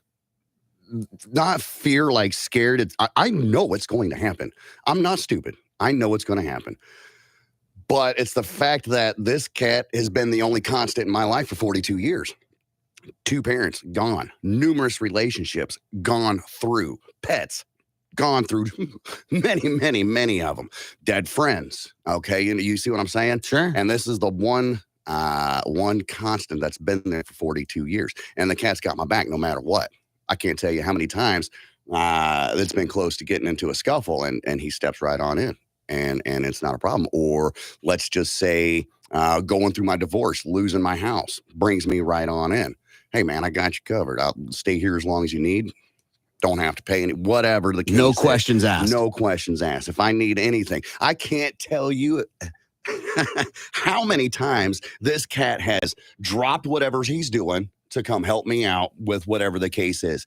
Hey, my car's making a funny noise. Well, what's it doing? And I'll make whatever. And this cat knows exactly what I'm talking about just by stupid, silly sound effects. And he'd come on down and to the point to where, I mean, he'll do the work for me and don't even ask questions. Don't expect anything in return. And sure, you could say, oh, that's just a big brother thing or whatever. And it probably is. That may be why. But it's just the fact that, like, that's the one thing that's always been there. And I know it's going to happen. I'm not stupid. And I know that I'm going to have to be the one to put this funeral together and kind of like what I did with both of my parents. And I can't tell you how many times this stupid goddamn song will come on. And it just triggers it instantly. I'll be riding my motorcycle, big damn Harley down the damn highway, loud AF, and just soaking the car behind me with the tears that are coming from my damn Weird to be eyes. listening to such emotional music while you're driving you're riding your motorcycle. I know. Well, listen, if you pull up to a stoplight, you'd be surprised at what you hear coming out of my speakers sometimes. But it's the truth. And then I send myself into a spiral, to be quite honest with you, because then I'm like, oh, I want to do this and I do that. And I start planning his goddamn funeral in my head as I'm driving down the road. It's not even time yet. I got good news for you. Yeah. That's not your concern anymore. Why is that? Well, 'cause he's married. He's married. Yeah. Well, it is 2023. They can identify as they want. But you're absolutely right. You won't have to plan his funeral. You are absolutely right. Maybe. It depends. How much of a wreck is she going to be? Is she going to be able to do that? I'm pretty sure I'm going to have to take the reins and be like, hey, come on, help me with this, or I'll help you with it. But a vast majority of it is is going to fall on me. And I'm okay with it. I think a vast majority of it's not going to fall on you. Maybe. I don't know. But that's the spiral that I send myself into. And then, of course, somehow I pull myself out of it. Sometimes it takes a little while. Sometimes it takes, 15, 20 minutes. Sometimes I got to pull over to the side of the road and pull my ass together. You know what I mean? But dang, I mean, that's one thing. Instantly, guaranteed. Not if somebody mentions it. It's just my own brain doing it to me. Yeah. And not the song I would have picked. Yeah. And the bond between the two of you is super strong. And as someone who doesn't have any siblings, it's really cool to see when you guys talk, like talking to your brother, when he talks about you, it's absolutely the same way. Well, that's good. Like it's awesome. Like you guys have a real cool connection and a strong bond. It's really nice. I mean, part of the reason I did his wedding is because of Gimpy's, I don't know what the right affection, closeness, whatever. Right. I know how important it is for him. Yeah. And his brother's a cool dude, but yeah, that didn't hurt. And his wife is cool. Yeah. Like that doesn't hurt, but yeah. Get warm in here. Oh, he's feeling emotions. Yeah. What does he do with his hands? Where's that bottle of liquor? My heart rate's increasing. My blood's flowing. I don't know. I'm feeling things. This isn't okay. Penis. Thanks for pulling googly me out moogly. Guacamole. Son of a bitch. Let me distract from feeling anything. What instantly triggers an emotion for you? A case of Coors Light could be yours. BMMS and whatever that is to 82945. If you are a listener to the show, you should know what my answer is going to be. I even validated it with a police officer the other day. Okay. And it brought me so much joy on Tuesday when we talked to Lieutenant Madden. And that is directing traffic at a four-way stop. It is not your job to wave me through. Who do you think you are? Mr. Big Stuff. You have no business telling me how to drive. Now you go. You have no business. You think you're being kind, but you are not. I loved his response. How do I know you're talking to me? Right. I think if I point my finger at you directly, because you make eye contact with people on the road, through the windshield, you look at them directly, you go. I mean, you don't make eye contact. You see hands. I guess you're right. I feel like I make eye contact. I feel like I lock eyes with them. They may not lock eyes with me, but I feel like, I got you. I see you. You got shades on. The only exception is if it's like a truck driver or something, like they're trying to wave me through because they need a big berth. Right, to turn. That's the only time I'm like, okay, like I get it. You don't want to try and squeeze through. Right. But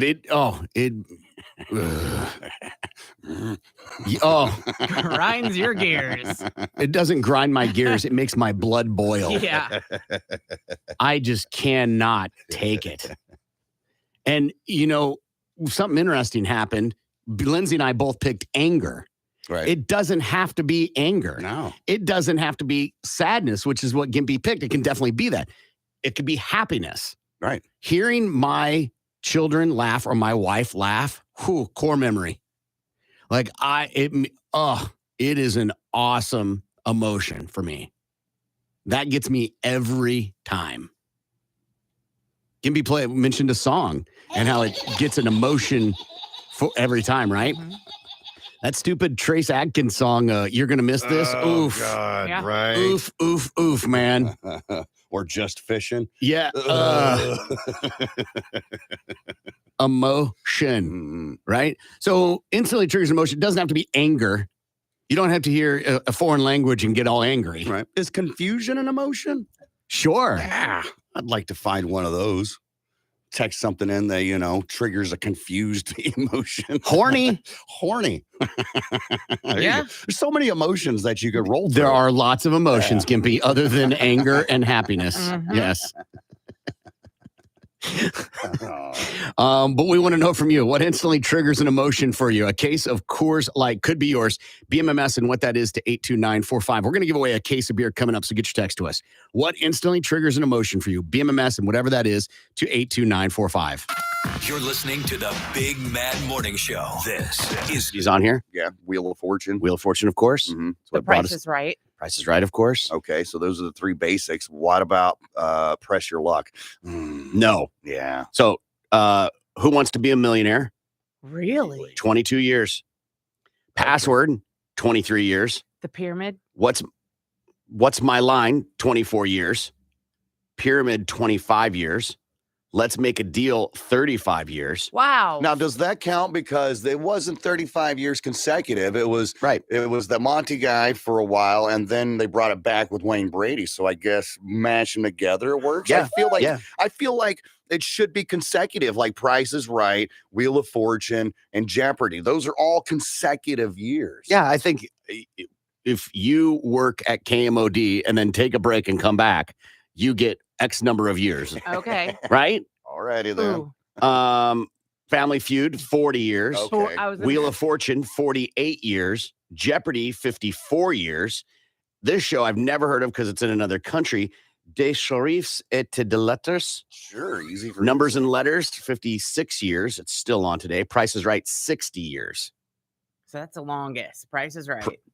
Price is Right, yeah, Wow. is the longest one.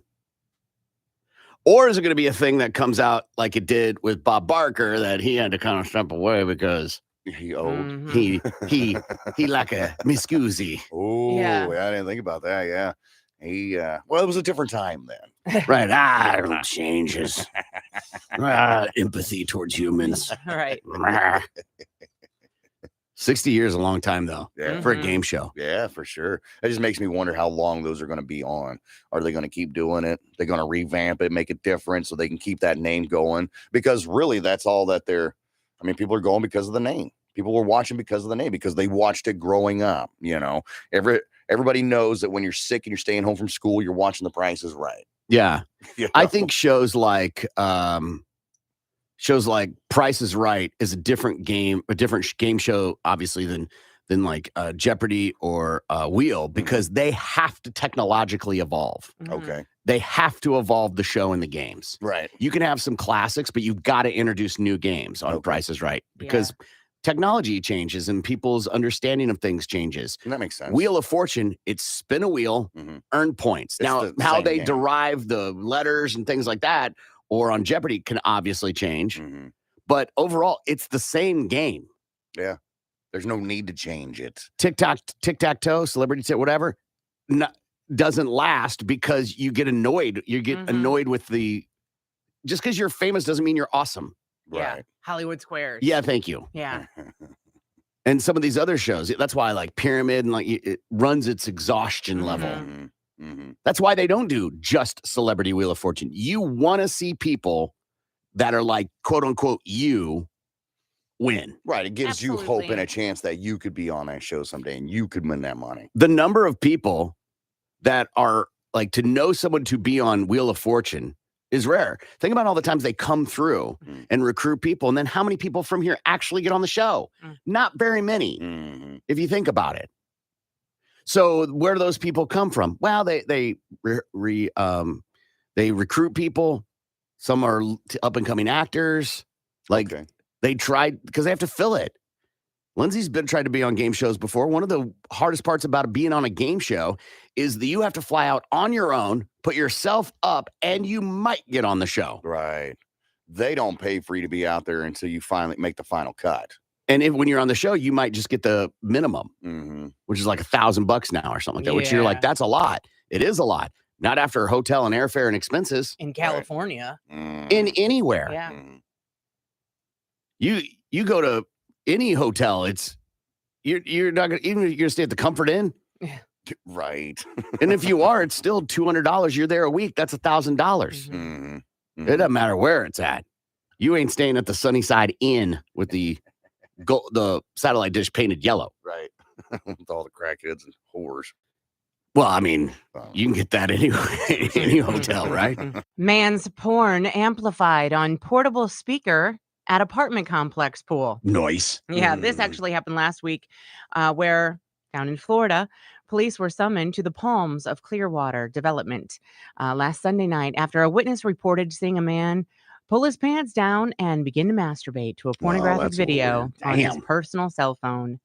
Cops identified the accused masturbator as Christopher Harris, 51 years old, a resident of the Palms, which describes itself as a Mediterranean oasis, only minutes from the clear water beaches. Harris, police noted in an arrest affidavit, also connected the video to a Bluetooth speaker and began playing the video out loud as he masturbated. Multiple officers responded to the 911 call, observed Harris pleasuring himself by the pool. After being read his rights, Harris reportedly admitted to playing with himself, adding that when he is intoxicated, he does stupid things. Yes. He was arrested for exposure of sexual organs, a misdemeanor. He was released from the county jail the following Monday on his own Reconnaissance. Yes, thank you. Harris's rap sheet includes convictions for criminal mischief and also battery. This guy. You. Yeah. So obviously, I know masturbating's a thing. Yeah. From what I hear, is recording yourself masturbating a thing? He wasn't recording himself. He was watching the porno on his phone, and he was playing it over a Bluetooth speaker so everyone could hear it. Like they could hear the video itself. Sure. I That's how thought he you was watching it. I thought you said the police looked at his phone to verify it was him. No. To verify he's probably watching porn or something like that. Yeah. You're mine, yo. Jesus. Yeah, you got to watch those Bluetooth connections, man. Yeah, they Right. just pop up everywhere, man. Yeah.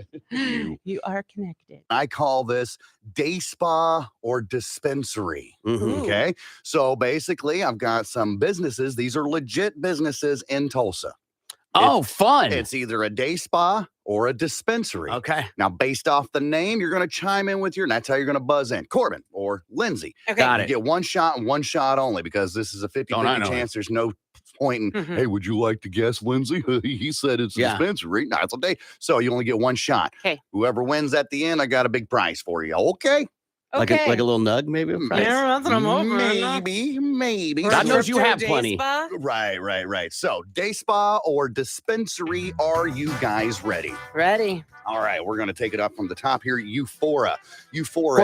Corbin, yes. That's a spa. Euphora is a dispensary. No points for anybody on that one. All right. Nirvana, day spa Corbin. or dispensary? Corbin. That is a dispensary. Corbin would be correct. Come on, Lindsay. You got to get in the game, woman. Get in the game. All right. Omni Oasis, day spa or dispensary? Lindsay. Lindsay. Day spa. Day spa is correct. So far, we're tied 1-1. La Fusion, day spa or dispensary? La Fusion. Corbin. Corbin, yes. That is a dispensary. Corbin, that is incorrect. La Fusion is a day spa. Poppies, day Corbin. spa or the dispensary? Corbin, That yes. is a day spa. Yes, you are correct. Poppies is a day spa. 2-1 so far. Corbin's lead. OHG, day spa or dispensary? Lindsay. Lindsay, Dispensary. that is correct. Tied What'd up. you say? OHG. That's all it is. These are all the ones. I just found them on Google. Sure. I just simply Googled day spa and then Googled dispensaries and then found a bunch of them that Sure. are really close. I just It couldn't could hear. be I didn't confused. hear you Yeah. because you were going so fast. I didn't hear you. I didn't know it was I wonder letters. what that stands for. I have no idea. Nonetheless, moving forward, 918 Elevate, day spa or dispensary? 918 Elevate. Corbin. Corbin, yes. Dispensary. That is correct. Corbin's in the lead, 3-2. One Love Wellness, day spa. Corbin. You got to pick it up, Lindsay. Corbin, yes. That is a dispensary. Corbin, One Love Wellness is indeed a Wow. dispensary. Yes. Corbin killing it right now. Lotus Blossom, Corbin. day spa or dispensary? Corbin. That is a dispensary. You are wrong, my friend. You Lotus- might need to. Lotus Okay. Blossom is a day spa. Go ahead, Google I it. know there's a dispensary called Lotus. There's one called Lotus Gold, not Lotus Blossom. See, and that's the fun part about this game because they can be No, somatic, they're sure. so close. All right, Indigo, day spa or dispensary? Lindsay. That is a dispensary. Indigo, Lindsay is a day Yeah. spa. Oh, So far, it's 4-2. Corbin's lead. Hand and Stone, day spa or Lindsay. dispensary? Lindsay. Spa. All right, Lindsay, you are correct on a comeback. I've been there. It's a 50-50 guess. Right, of course. All right, Rosebuds, day spa or dispensary? Lindsay. Lindsay. I'm going to go dispensary. Lindsay would be correct. Rosebuds is a dispensary, tied up 4-4. Jade Wellness Center, day spa Corbin. or dispensary? Corbin. That is a wellness, or that is a day spa. Corbin. Jade Wellness Center is a dispensary. Still tied 4-4. Deluxe, day spa or Corbin. dispensary? Corbin. That is a spa. Corbin, you are incorrect. Deluxe is a dispensary. Nature's Kiss. I think that's both, actually. Who knows? This is just the information that who was cares if it's given. accurate? Yeah. All right, Nature's Kiss, day spa or dispensary? Corbin. Corbin, yes. That is a dispensary. That is correct, my friend. Corbin just made 5-4. Aqua Viva Oasis, day Lindsay. spa or dispensary? Lindsay. Spa. Lindsay is correct. All right, so we're tied up 5-5. Fig Medical, day spa or dispensary? Corbin. That is a dispensary. Corbin, that is incorrect. Fig Medical is a day spa. I was thinking because like sweets, Yeah. right? And Yeah. like sometimes you know it smells like You're a fig. thinking medical marijuana. Right, Yeah. right. Okay. All right. All right. Remember, this is for a big prize at the end of the Sure. at the end of the game here. Sure. You are going to love the prize that I have Leftovers. chosen for you. Leftovers. Right, it's a Okay. roach. Right. Right. Bong And not water. the one you smoke. It's the crumbs. Laura Apothecary, day Lindsay. spa or dispensary? Lindsay. Dispensary. Lindsay is incorrect. The Yeah, it's a Laura spa. Apothecary is a day spa.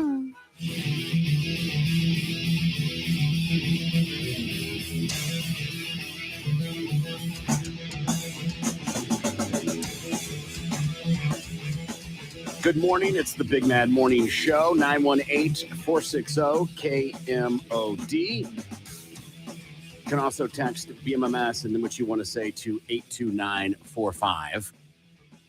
Let's play a game because we got tickets to Nitro Circus. That's going to be at the BOK Center October 14th. Tickets available, BOKcenter.com. You got to beat Lindsay, though, in the numbers game.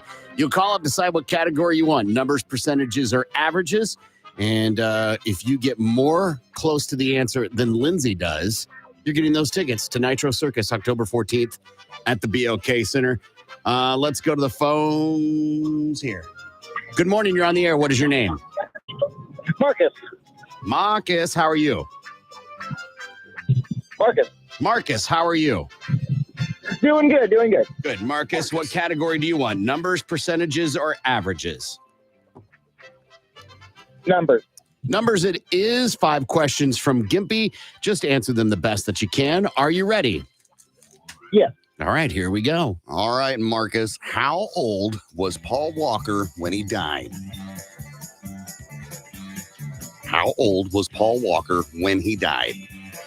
37. Okay. Marcus, how old was Sonny Bono when he died? 47. 47. Marcus, how old was B. Arthur when she died? 82. 82. Hey, Marcus, how old was John Candy when he died? 48. 48. And lastly here, how old was Houdini when he died? Houdini the magician, not the band from the 80s. 32. 32. Those, I like that. Isn't it fun? That's a fun numbers one. Yeah. And fast, Yeah. too.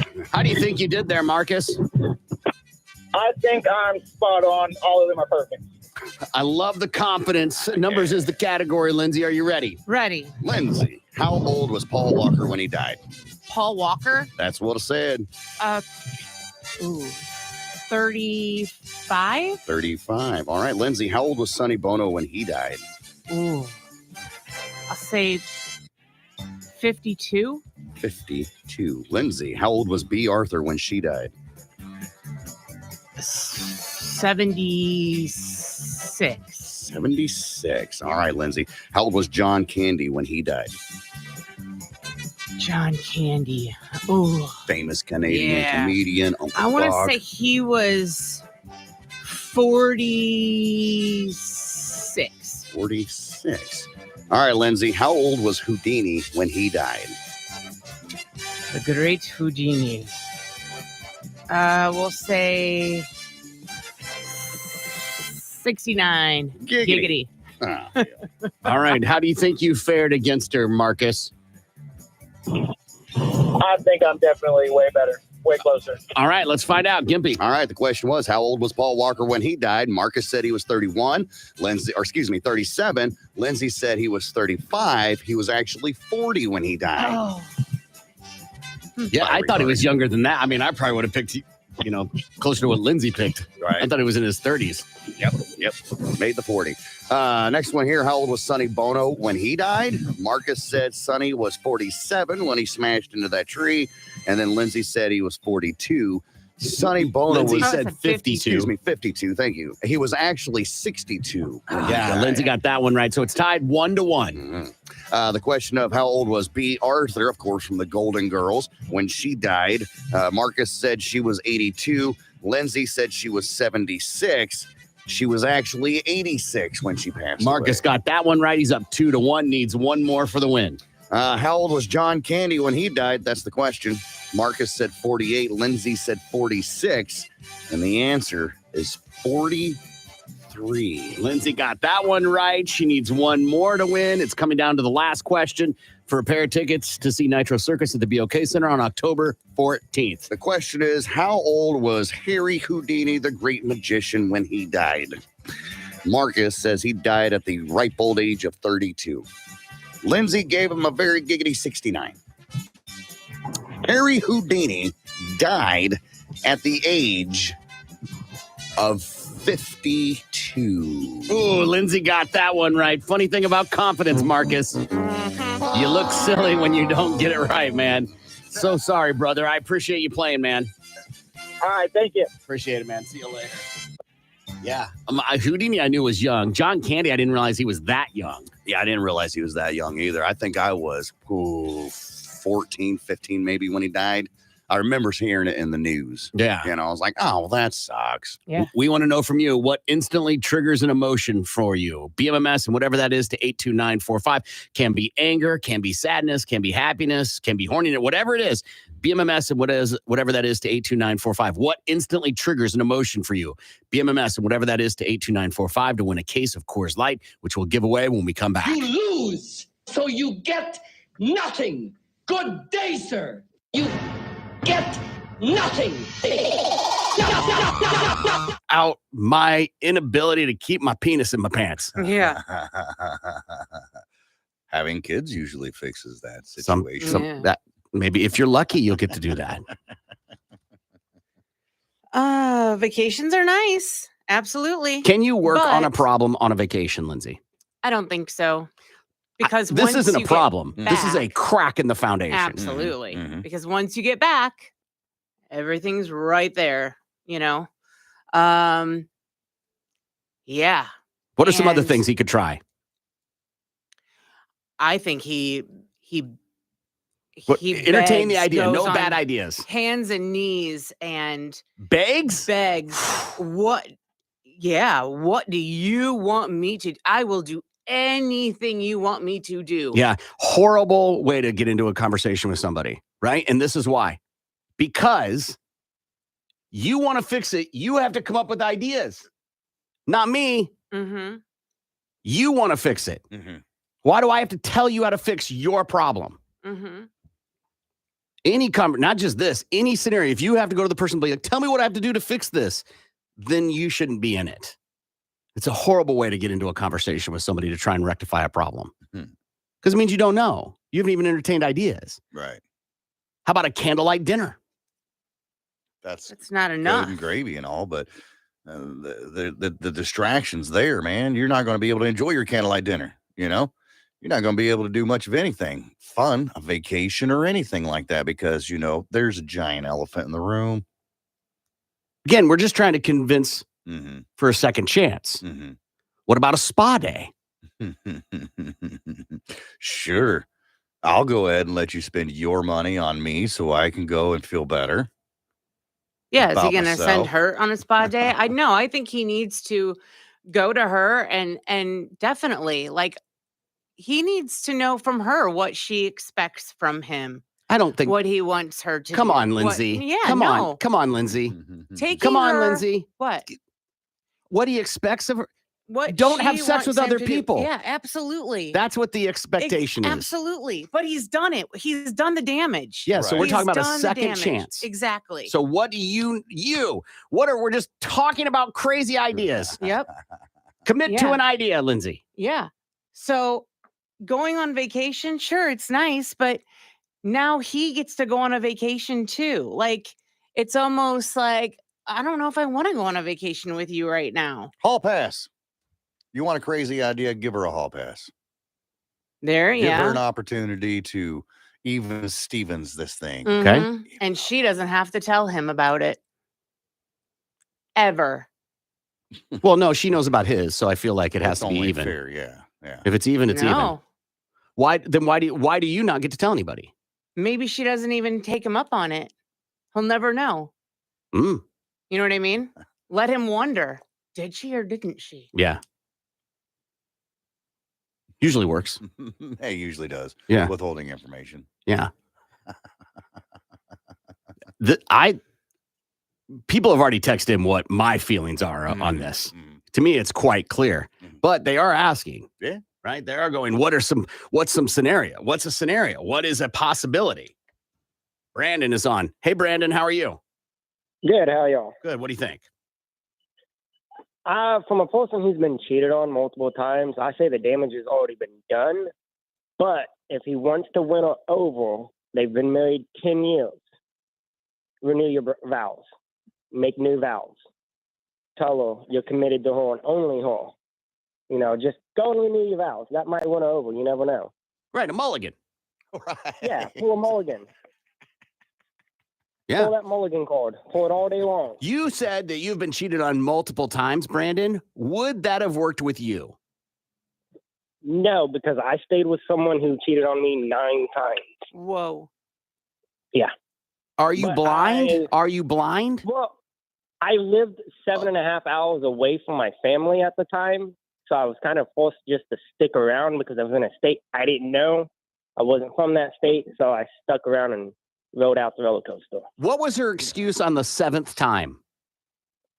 His excuse was I was away from the house for 2 weeks on walk and he got lonely.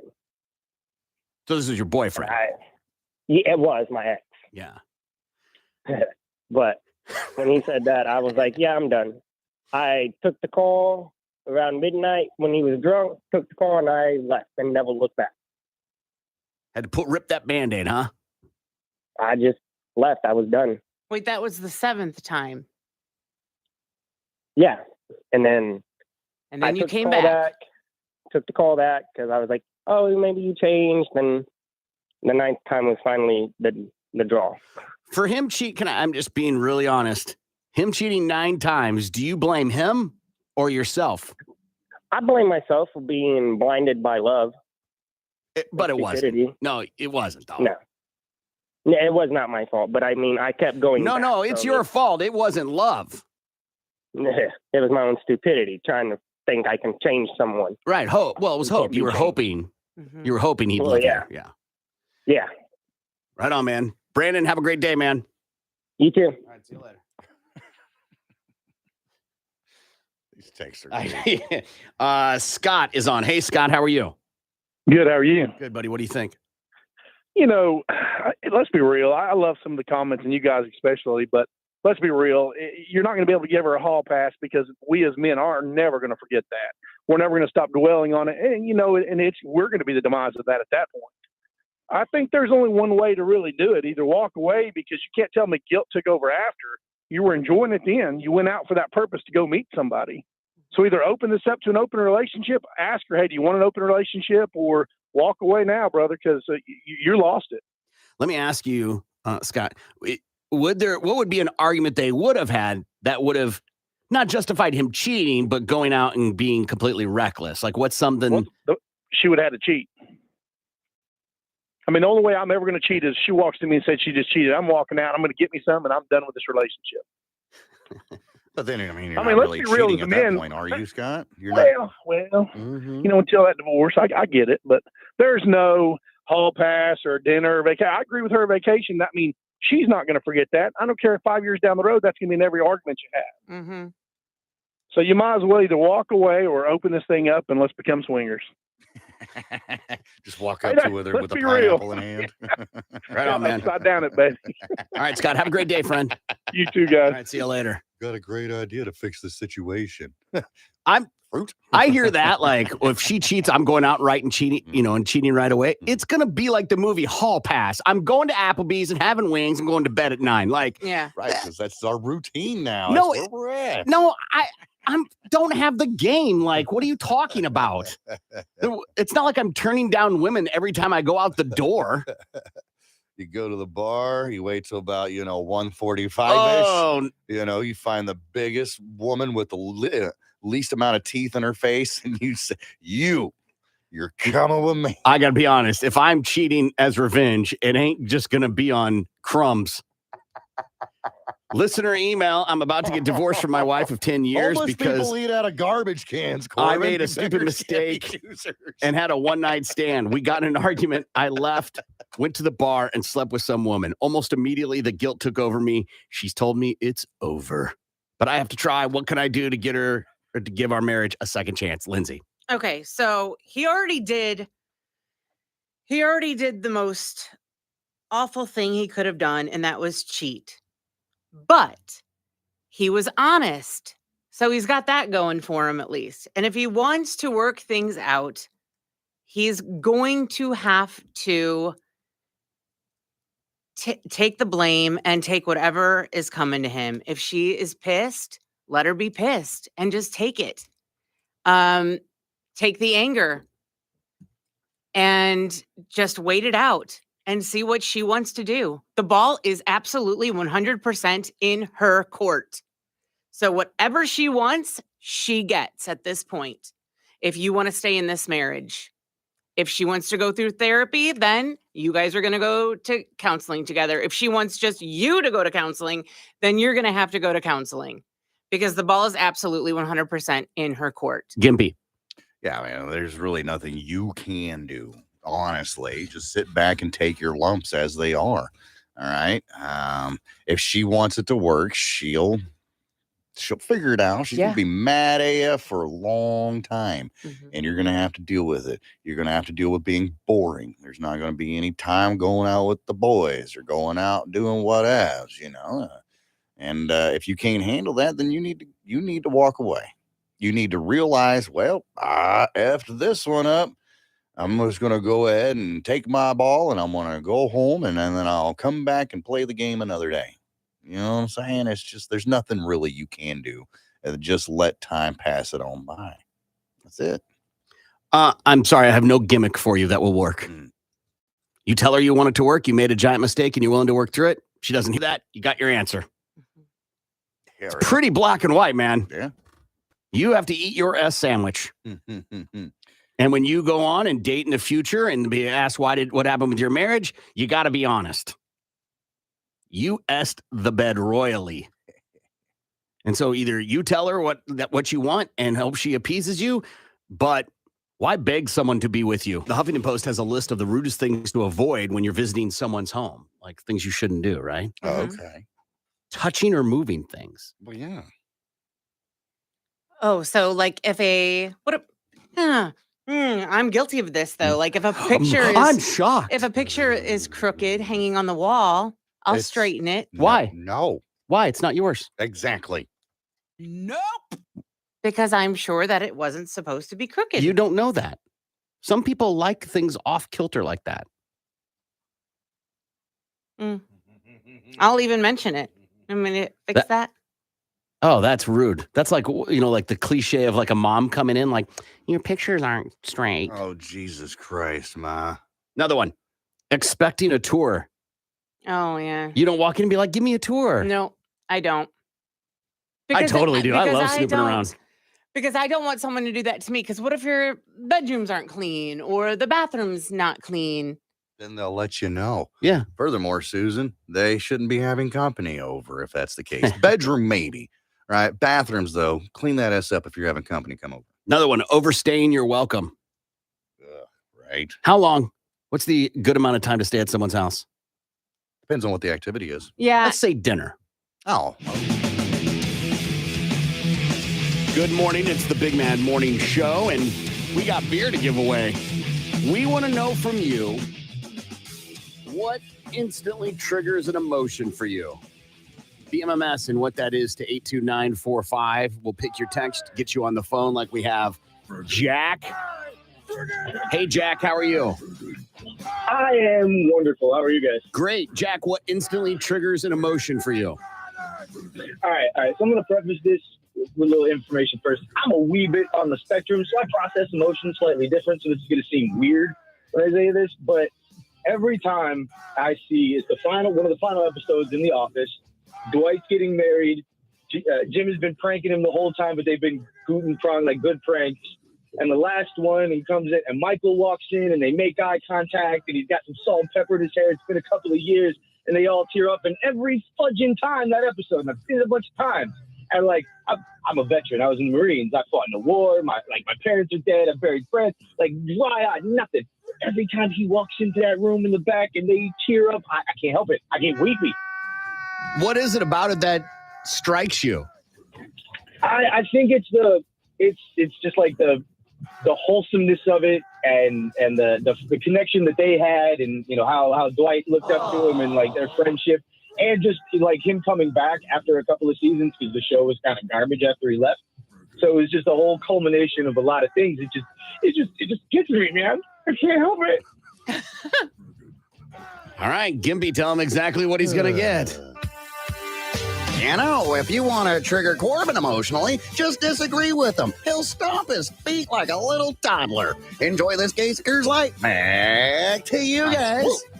Hang on the line, man. Gimpy's got to get some personal info from you and have a fantastic weekend. Awesome. Thanks. You guys have a good one. All right, buddy. Let's see what Gimpy has in his 4x4. Well, Corbin says here that Meta to follow through on their Canada block. People in Canada won't be able to share the content of their Facebook and Instagram anymore after a law was passed requiring the platforms to pay news outlets to share their stories. Don't you know? Meta announced yesterday that it would follow through with the plans to block the platforms, saying content from news outlets will no longer be available to those using the platforms in Canada. California is also considering similar legislation. I get it. Yeah. What are they supposed to do? Yeah. They're like, we're not going to pay you. We'll just block you. Well, bye. Yeah. You get up. I'll get up. It'll be anarchy. It says here that the IRS whistleblowers allege misconduct in the Hunter Biden investigation. House Republicans say testimony from IRS whistleblowers allege that misconduct in the investigation into Hunter Biden's taxes. House Ways and Means Chair Jason Smith told reporters the testimony claims there was misconduct and government abuse resulting in preferential treatment for the president's son. Smith said whistleblowers have also faced immediate retaliation. Rust's armorer is facing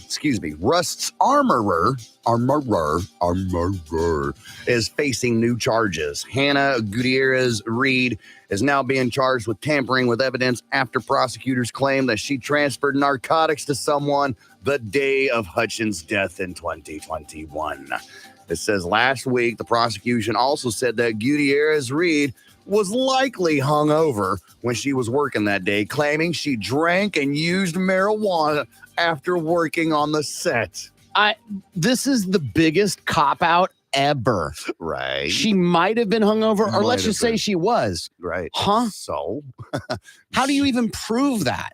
She drank and used marijuana after work. It's all filigree. Like it means nothing. Right. I think somebody's just trying to squeeze that lemon as much as they can. Look over there. Mm-hmm. It says here that her lawyer, says that the accusations are both insulting and false. And lastly here, folks in Broken Arrow is to start storm debris removal on the 26th of June. Crews from the city's street and stormwater and solid waste and recycling departments will collect storm debris placed at the curb. Now, residents are encouraged to break down the debris into 4-foot pieces to help with the removal. The collections will be picked up according to the Solid Waste and Recycling Services schedule. Solid waste in the black carts will be collected. However, your recycling routes will not run. Recycling collections will resume the week of July 3rd. Let's see what Lindsay has for Balls to the Wall Sports.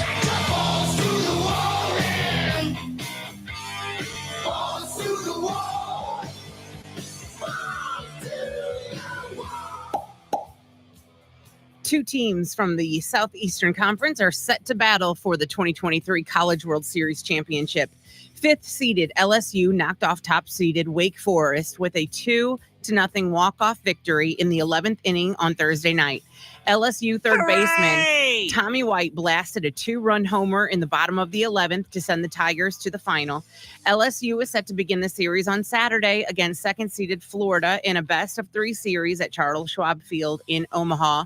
Florida's last national title came in 2017, while LSU's came in 2009. The matchup will be a rematch of the 2017 College World Series Championship. Major League Baseball is releasing the finalists for the 2023 All-Star Game.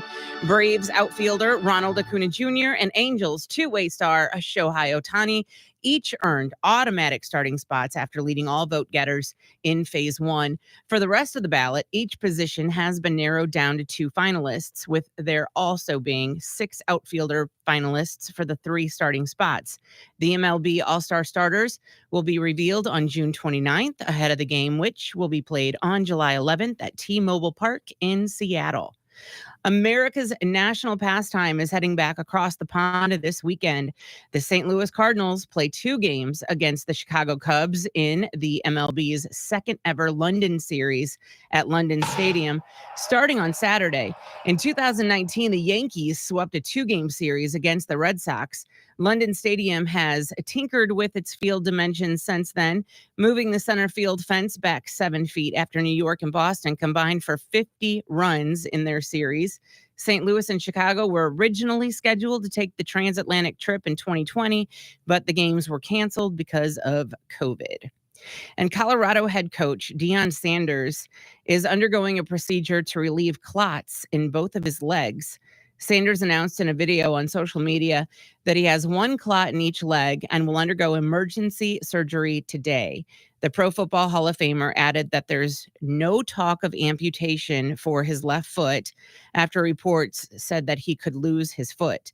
Sanders has been dealing with significant blood flow issues and in 2021 had several surgeries, including the removal of 2 toes on his left foot. The 55-year-old expects to be on the sideline for Colorado's season opener against TCU on September 2nd.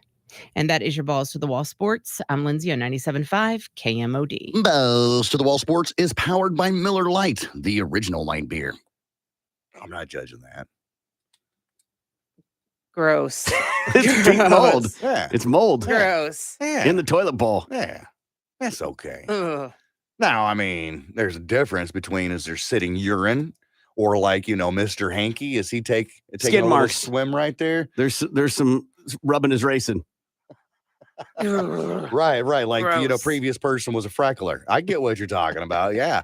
Dude, that happens, bro. That happens in everybody's house. I'm hoping that you would, at least go in there and take that little brush and whirl around a little bit. But you didn't. You didn't, exactly. But I mean, it is what it is. Everybody poops. Everybody has that, whatever you may need a knife for. It's okay. Bidet, dude. Bidet. Bidet. Right. I get it. That cleans the skid marks off of your end, but I mean, this is down on the porcelain. I don't think it works like that. Eat some fiber. What's the strangest type of bird that you'd be willing to eat, such as a shoebill stork? You know what a shoebill stork is, Lindsay? No. Look up shoebill stork. Shoebill stork. It will if I remember correctly, this is a very bizarre looking bird. It almost looks human-like. Got a giant honking schnoz. It is terrifying. Yeah. It will haunt you in your nightmares. And if I remember right, it makes a horrendous sound. A very loud noise. It's not like a beautiful chirping or anything. a very loud noise. Mm-hmm. The shoebill stork. You see it? Yeah. Okay, so what is your pick going to be? Probably a. What's the one? What are the We call him. My husband calls it a Harry Truman, and that's not what its real name. We see Dropping bombs? Huh? Is it just dropping bombs everywhere it No, flies? it's the. Now I can't even think of the real name of it. You see them all a blue herring. Is that what it is? Blue herring. What? Isn't that a fish? See them all the time on the. So it's the ones you see in the ponds, and they got the long legs and stuff yes. like that. Yeah, Piranha. The heron. Yes. Great blue heron. Yes. Mm-hmm. Okay. Just out of curiosity. Gimpy? Can I say big? Huh? Big? Bird. Big bird. Okay. Oh. If we're going like a legit bird, Yeah. I'm going to go with the flamingo. Yeah, that's where I was going. Yeah. Yeah. I want see if it tastes like shrimp. Yeah. Flamingo or That's roadrunner. true. One of the two. Yeah, why not? That sounds fine. Penguin. I'm down for some penguin. Oh, yeah. Some fricassee penguin. Yeah, you don't have to worry about it getting. I mean, it's cold. It's right there on the ice. Right. Who doesn't? Some good penguin. Yum. I'm going to name some dishes. You give me a scale of 1 to 10, 10 being awesome Okay.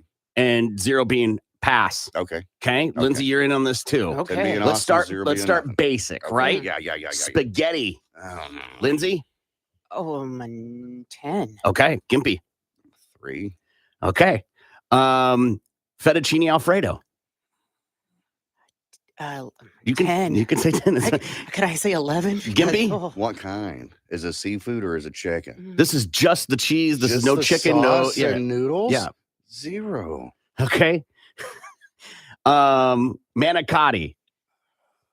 So manicotti, for those who don't know, it's a ricotta. Mostly the time it's a ricotta-based filled noodle. Big ol' honking noodle too. It's a 6 for me. Okay. That's a 0 for me, dog. Okay. Stuffed shells. 6. Okay. Gimpy. 2. 2, Wow. if that. I'm struggling for a 2, bro. Okay. That's fine. Yeah. Lasagna. 3. Wow. Gimpy. Who's making it? Whoever your favorites is. It's even my mom's lasagna. That would like rank like a 2 or 3 for me, and that's because it's mom's. So lasagna, just in general, Yeah. that's a 1. Chicken Parmesan. Chicken Parmigiana. 9. Never had it. What? Crazy. It feels crazy. Yeah. So that's going to be a 0 for me, dog. Oh my God, dude. Yeah. Chicken. Oh my gosh. Is it the eggplant and the? Nope. That one's good too. That's different. Okay. Yeah. I don't All right. Chicken piccata. Chicken piccata is the lemon chicken. I know. It's lemon. Yeah, 7. That's 0. Oh my Like we went to that fancy Italian place for the boss that what was it last week, his lunch or whatever. And I'm looking at the menu, I was like, Mondo's great Italian restaurant. Mondo's, I respect them and what they do. It's just Italian is not for me. I'm like, I don't know what to get. Everything on the menu had either mushrooms or lemon on it. And I was just like, what's this stuff with the shrimp? Sounds good. I'll eat the shrimp over the noodles, which is exactly what I did.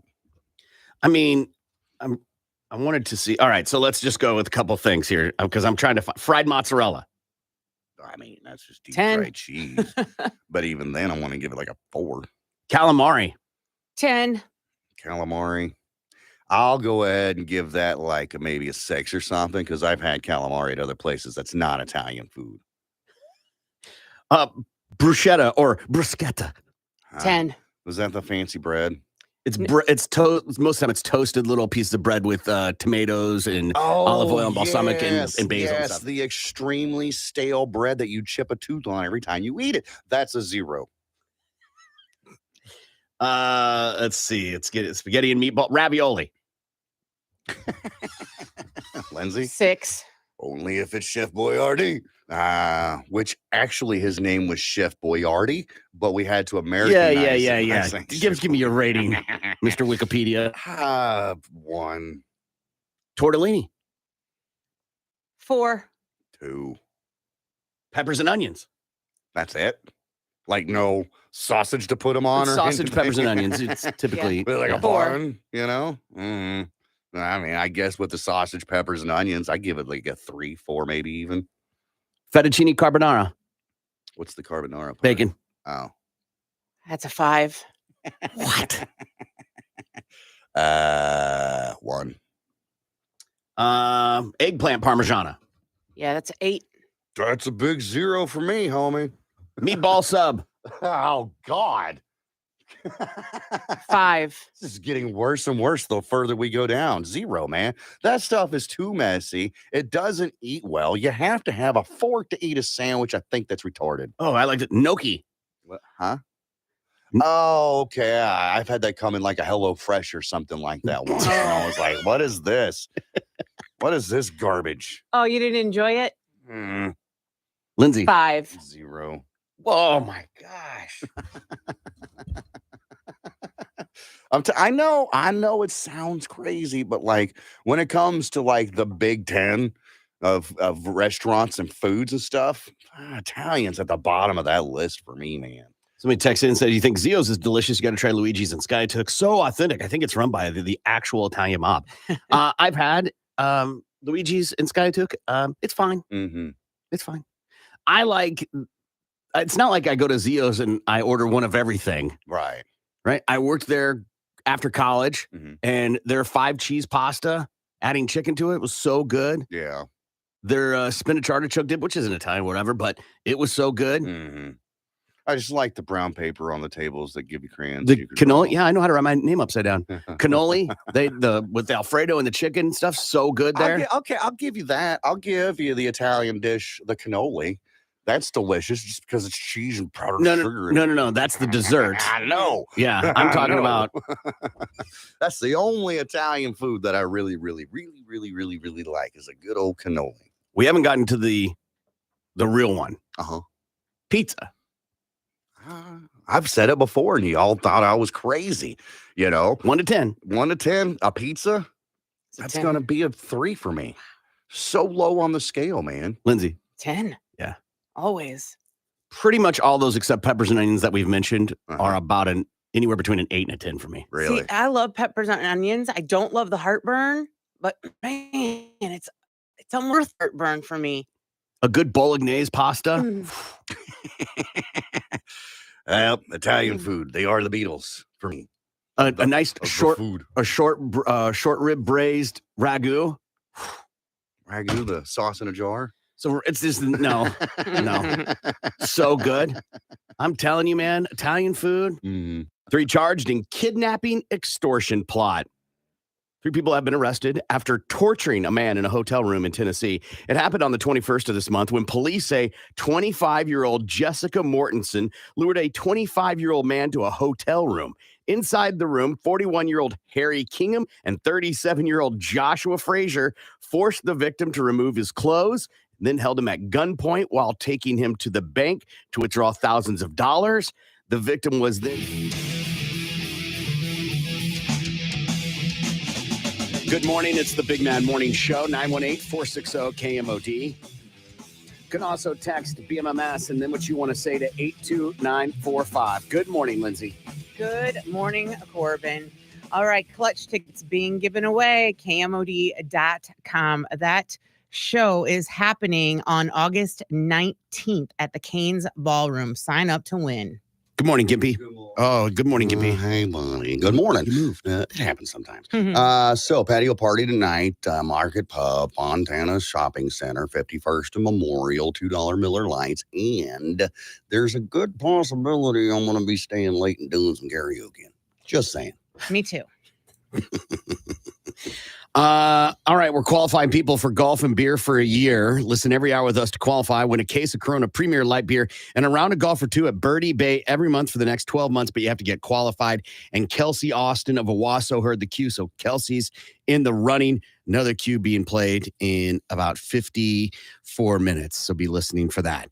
Time for Cocked. This is a Plinko game we play where we drop Plinko chips down a board, and it has to land in a slot. And when it lands in the slot, that slot is populated with some sort of liquid items. And then you get an ounce of that. You drop your second Plinko chip to get the other half of your cocktail, if you will. And then there's one spot labeled cucked. If it lands on cucked, then you do an ounce of everything on the board, kind of like if you remember Suicides. It's kind of like that, but not delicious. So I'm randomly pulling some of the items that are going to fill the bottom of the board. And we've got white wine vinegar. Yummy. We've got coffee concentrate. I actually can't wait for that one to be gone. Right. I feel like it's been in the running constantly. Yeah. Cherry juice. Yep. Okay. Peanut butter whiskey. Okay. Chocolate milk. Okay. Rum. And vodka. Oh, hell. And then cut. That's great. The fun side is the side that has gucked on it. Yeah. Yeah, because coffee and white wine vinegar will not be yummy. No, not at all. Awful. I think anything with the white wine vinegar. I don't know. Maybe the alcohol of like maybe some like rum or the peanut butter whiskey maybe would kill. I don't know. I doubt it. It's so powerful. Yeah. Yeah, I don't think any of those. Maybe the cherry juice to kind of level it out. It'd still be bitter and sour and all that, but I think it would level out. Okay. Nonetheless, I went last time, so I will be drawing the first person that will be going for cucked. Keep in mind, if it lands on cucked, the game stops for everyone, unless you've already gone. But it stops for everyone, and that person has to answer 3 questions. If they can get at least 2 of the 3 right, they will avoid having to do a shot of everything on the cucked board. And the first person going is Gimpy. Oh, okay. Good boy. Now, the good news is that the cucked is on the opposite side. So you have a whole big real estate to play with. It is a Plinko board. And if you've watched Price is Right, you know that it does not matter. It can slide all over the place. So not necessarily a guarantee, but it does help your odds of not getting cucked. Yeah, I've seen it shoot all the way to the other side of the board before. So the fun side's on the cuck side. Don't want to deal with that. I don't really want to deal with white wine vinegar. So what am I going to do? I'm going to shoot it straight down the middle. I think that's the best chances. Ooh. I mean, I could possibly land on rum or chocolate milk, or I can land on, peanut butter whiskey or white wine vinegar. So I'm just taking, as long as it's not the very end that says cucked, I'm good. You saying you want to do it in the middle triggered an emotion in me. Oh, yeah? Yes. Is it that horny emotion you keep bringing up? I'm excited. All right. So Gimpy's going to drop his chip. It's right in the middle. There it goes. Moving around, and it's in the middle. It's going to the right. And coffee concentrate. You haven't had that yet. I have not. So I'm excited for good. several reasons. That's the emotion it triggered in me is excitement because, one, it didn't land on white wine vinegar. Yeah. And I'm excited that it's the coffee. I finally get to try it. Now, the only way that would not work is if I land on cucked and get all the questions wrong. So now I have a question, because when you set that up there and you drop the chip, it almost like you had a little bit of hesitation or regret. Are you going to stay with staying in the middle? Yeah. Okay. I think that's the safest. Even if I get a double of coffee, I think it would be all right. And I've seen you guys drink it before, and I know it's bitter beer face, but it's not white wine vinegar. And that's my key thing right there. Okay. So let's shoot it and see what happens. And maybe I'll get some coffee and some peanut butter and whiskey. I wouldn't hate that. I wouldn't hate that right now. So let's, there goes. Down in the middle. It's on the left-hand side. And Oh, man. my gosh, you got lucky. Wow. I thought for sure he was getting cooked. It bounced out. Yeah. It was in, and it said, "Nuh-uh, not My today, gosh. Satan." I thought for sure I did too. you were about to get cucked. I thought we were about to get Doggy. lucky, Corbin. Man, I tell you. Excited. That's good. That's good. That's a good combination. I right think this there. is a victory. Yeah, that's a win right there. Woof. That's a little hair of the dog the next day, wake you up and go to work drink. To be fair, it's vanilla coffee concentrate. Oh, even better. Not that makes a big difference, but all right. I'm sure a lot of people have had this before. Oh yeah. With Vodka- regular coffee. I mean, vodka coffee- in their coffee. I mean, coffee martinis, but yeah. but vodka in your coffee in the morning, I don't think so. We call those people alcoholics. Right. It's more about the vodka than it is the vessel that it's accompanying yeah. it. It's just making you less of an alcoholic if you put some coffee in there, because drinking straight vodka in the morning is just wrong. Yeah. Now, Gimpy is a black coffee person, so Oh, for sure. this shouldn't be a giant deviation for him. It's just a little more concentrate. Vodka, I don't think you're going to taste. I think it's going to be just more alcohol-y. Yeah. But yeah, so Yeah. Gimpy's gone for cucked, Yeah. and he landed on coffee concentrate and vodka. Get a little wired off of this coffee concentrate. All right. Down the hatch. Here we go.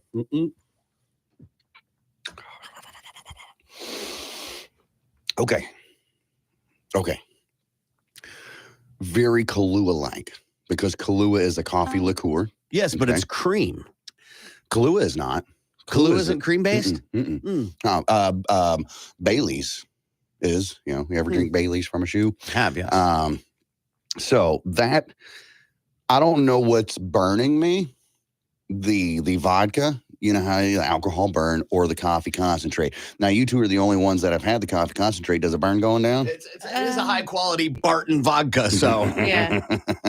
So, ultimately, that's not bad. I am going to give it a 7 out of 10. 7? Wow. I would give it a higher ranking if it wasn't concentrated, if it wasn't so highly concentrated 7? coffee. That's high. Yeah. I think that's high, too. It's good. It's really good. It's got that good vanilla flavor, that good coffee flavor to it. A little bit of the burn from the alcohol. We're going to catch a slight buzz, but it's not horrendous. And I think that just the worst part of it is the concentrated coffee. I didn't get a lick of vanilla when I tried it. Not at Really? all. No, Well, it was I mean- just all bitter coffee. Could have been the other ingredients that you had with it too. That's true. If you could have just had plain vodka, because vodka doesn't really have a taste, but like rubbing alcohol. So I recommend it. I would totally recommend it. 7 out of Okay. 10. Recommend. 7 out of 10 is a pretty high rating. Yeah.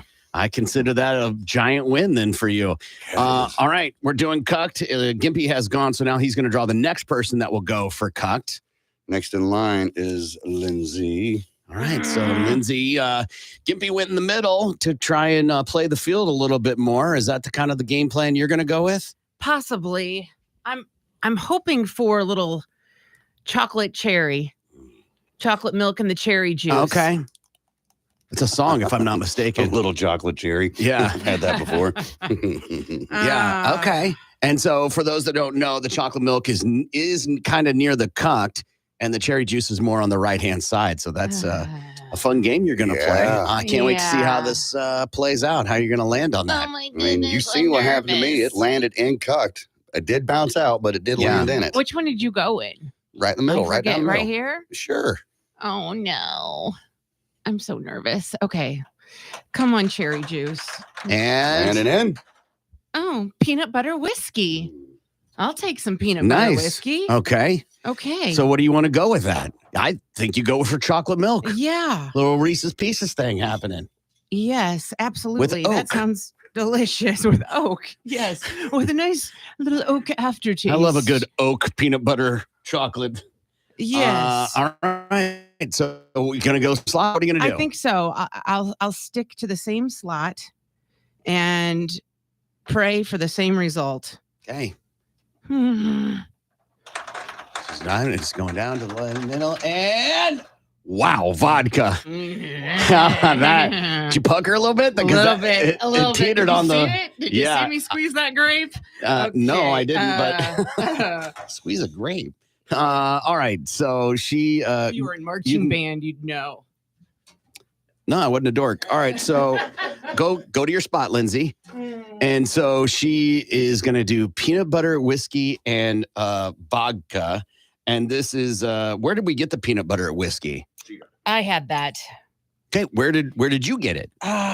It was I believe a gift for Kevin, maybe for his 40th birthday, and it was in our liquor cabinet. And how old is he now? 42. Yeah. So it's aged. Aged, yes. Peanut butter whiskey. Old ass peanut butter whiskey. Yeah. I mean, this is just going to be highly alcohol, and yeah, I think this is going to be a high rating. Yeah. It's peanut butter. I mean, because the vodka doesn't really have much of a flavor. True. But I don't know. Are you supposed to mix vodka and whiskey? It never works well for me. No, definitely not. Playing cowboys and Russians in your belly. Yeah, here we go. 3, 2, 1. Cheers. Is that from the alcohol cut taste? Yeah. She looked like she was having a stroke over That there. was a little harsh. A mild stroke. Right. You taste the peanut butter for sure, the whiskey, but it burns. It's a definite burn from the vodka. I don't think I would recommend. I will give it a 3 out of 10. Wow. You figured it'd be a little bit higher than a 3. Yeah. If it was just the peanut butter whiskey, it would be a different game. Yes, absolutely. Yeah. All right. So Lindsay and Gibby have both gone. That means I'm next. But we want to know from you what instantly triggers an emotion for you. BMMS and what that is to 82945. We're going to give away a case of beer coming up. So get your text to us. What instantly triggers an emotion for you? BMMS and what that is to 82945. Tulsa's morning show continues next. The quote. Right. Oh, my God. Oh, we can't go too far into this, but things are different for everybody. Yeah, everybody's movements are different. Everybody has different kinds. So let's just say you've got a bad flu one week. Flu will put you down for 4 days. Yeah. And there ain't nothing solid about a flu. Or how about this? You're on an antibiotic. But you can't use that, right? Like it would have to be solid. Listen, I didn't go deep into this. Sorry. Right. I didn't go to the ins and outs of every household and how many people and what antibiotics you were on and what did that have to do with it. Yeah. To me, the headline is enough. Yeah. I'm assuming they just want the solid stuff. And I'm thinking. Yeah, no, like, they want a Gimpy, good turd. You clean up after your ferrets. I clean the cat's litter box. I mean, it's not too much different. It's completely different. One, you're trained by the animal. The other is right. We're trained by our parents to do it in a receptacle. Someone text in, put a colander over the toilet bowl. Dude, problem solved. Pooping in the same thing that I strain my spaghetti noodles in. No, you buy 2. Yeah, but you got a clean one, Lindsay. You got a clean one. Oh, God, and then you get them mixed up because, they're both silver. One's plastic. No, plastic absorbs smells. Gross. Use that one for your pasta. We're getting off. We're getting too far. Come on, man. 220 pounds. 220 pounds. A month. Or is that a year? A year. Okay. Okay. Yeah. That's a lot. Yeah, for sure. A lot of fertilizer. I get a bag of salt, and it's like 40-pound bag, right? For the soft water softener. Mm-hmm. And so like 5 of the that's a lot. I get it out of the trunk of the car and I'm like, but to do that with my own feces, family's feces is a whole other ball of wax. Amen, right? Yeah. When you think about the things that people go through in other countries, I'm like, can you imagine if somebody ran for office and they were like, hey, we're going to put down the national debt by harvesting our own fees. Listen to the math. There's this many number of us.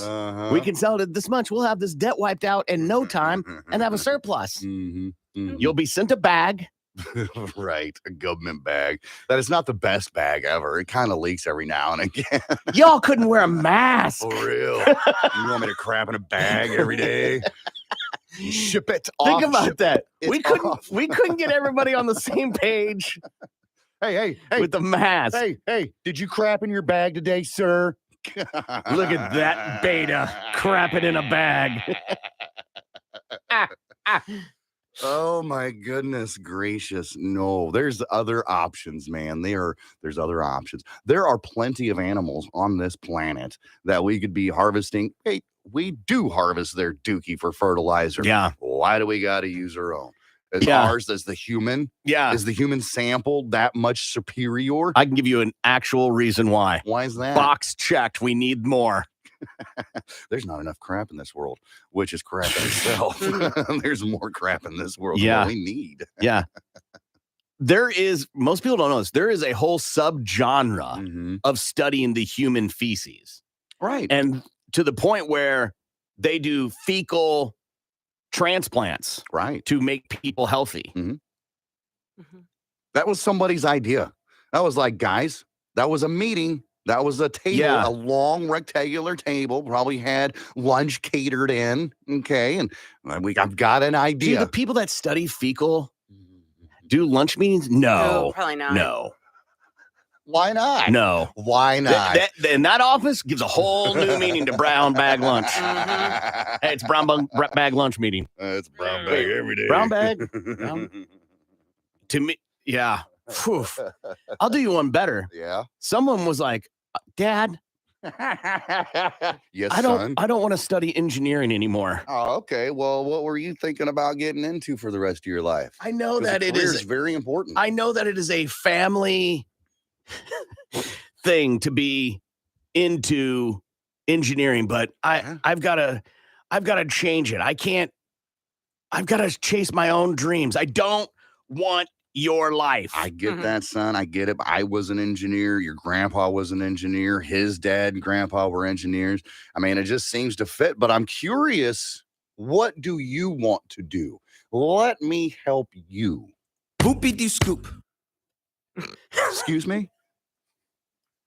Whoop de scoop de poop. Did you just say poop? Scoop de whoop. And what are you going to do with this poop? Poop de scoop de whoop. You're going to scoop it. Whoopy de scoop whoop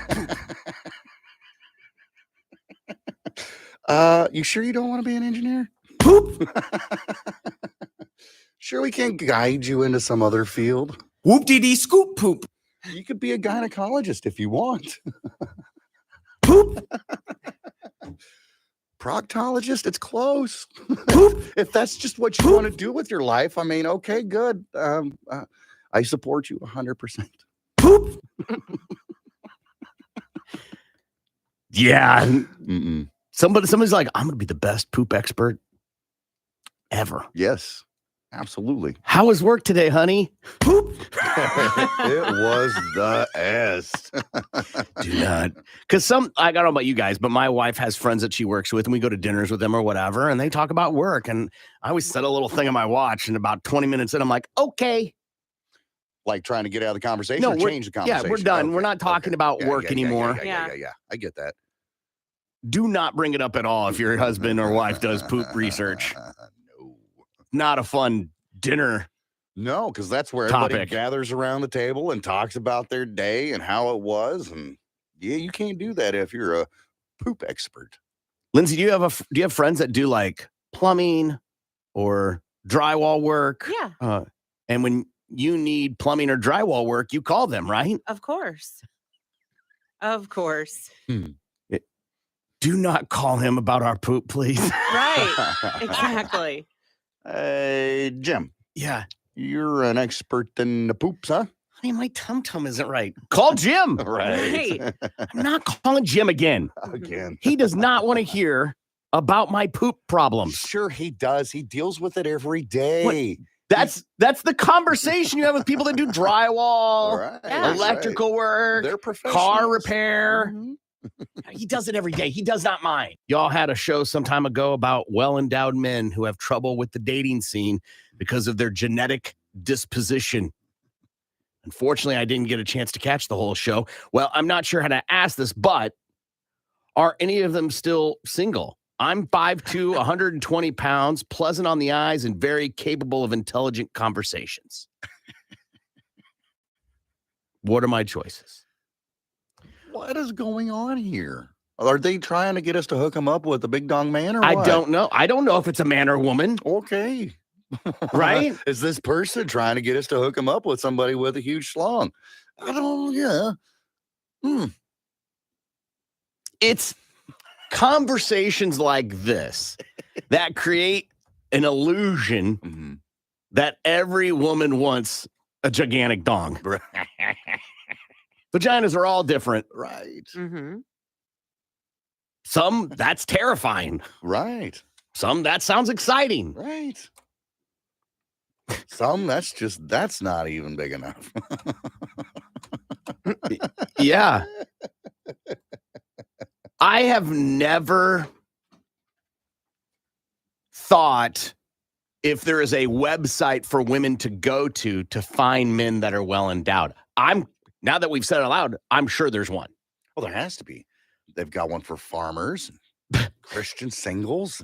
Sure. Why can't they have one? Spoiler, those are all the same databases. What? Yeah. Big dong dating. and I'm sure there's one for this, but do like guys who like bolt-ons, right? Breasts, is there a website for fake boobs, like only dating girls with fake breasts? I feel like there probably is, but also I feel like that might be something in a profile, like on a dating app, like a question, like, do you prefer real or fake boobs? Or, you know what I mean? I would know. I've never filled any one of those either. out, but that doesn't, you fill that out on a dating app. I don't take a lot of credibility with that. Mm-hmm. But if you're on a site as looking for a partner and the website is fakeboobsforyou.com, then you better have big old bolt-ons, right? Same way for girls looking for guys with well-endowed junk. Yeah. If that's on, like, every guy's going to put that in his profile. Right. But if you're on a website of Tubuku, you better be. Right. I don't go to the chicken restaurant and order a hamburger. Yeah. Do you have to upload measurements to be on these websites? If they exist, I don't even know. Right. So far, I just simply Googled website for men who want to only date women with fake breasts. That seems pretty simple and plain Jane, right? Okay. Haven't found anything yet. Haven't found anything yet. A lot of, these are the 28 best things to know before getting a boob job, or the 10 best dating apps, blah, blah, blah, blah, blah, blah. But nothing in here, fakeboobsonly.com. Okay, I Googled double D dating website. Was double spelled out, or you just put two big D's on there? No, I wrote double D dating website, and there isn't one. One does not come up. Yeah.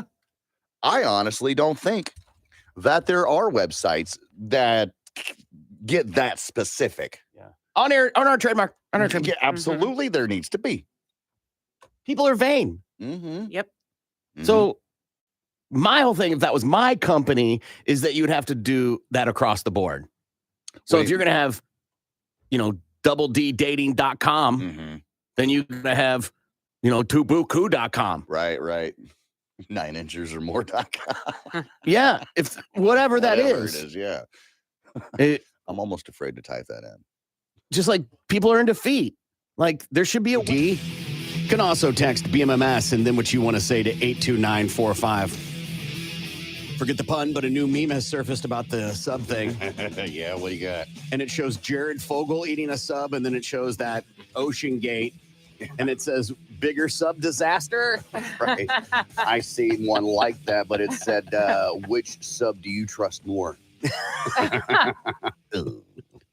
All right, so we are in the third stage of cucked. The way this works is we drop Plinko chips, and they fall into a slot. Each slot is labeled with something: white wine vinegar, coffee, cherry juice, peanut butter whiskey, chocolate milk, rum, vodka, and then cucked is the last spot. If it lands on cucked, you have to try and answer 3 questions. If you get at least 2 of them right, then you don't have to do a shot of everything in one glass.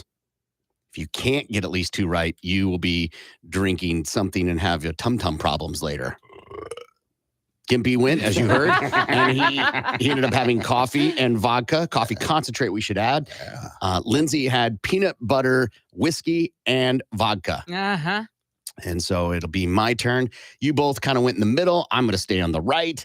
I'm aware it can move all the way over, but why tempt fate? Right. I mean, you don't mind if you get the white wine vinegar. That's It's better than cucked. True statement. True statement. You both tempted cucked a lot. How many liquors we got on there? 1, 2,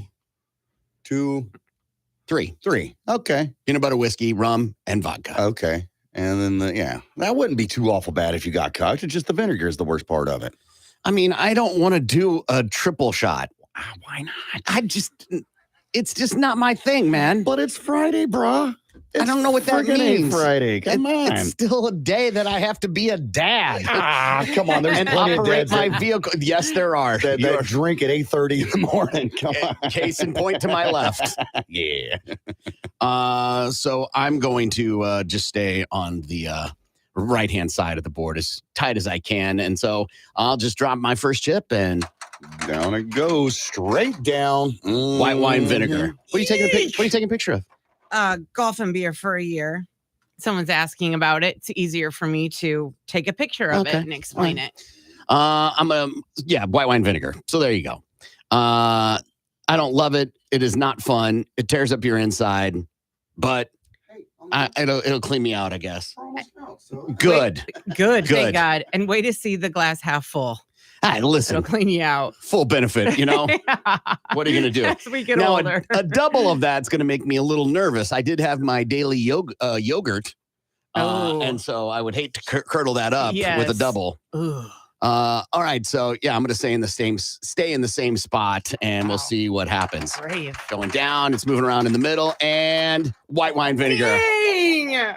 It was all the way in the middle, and in the last second, it shot across and landed in white wine vinegar. Son of a bitch. It was like a big F you, Corbin. That is a big right at the end.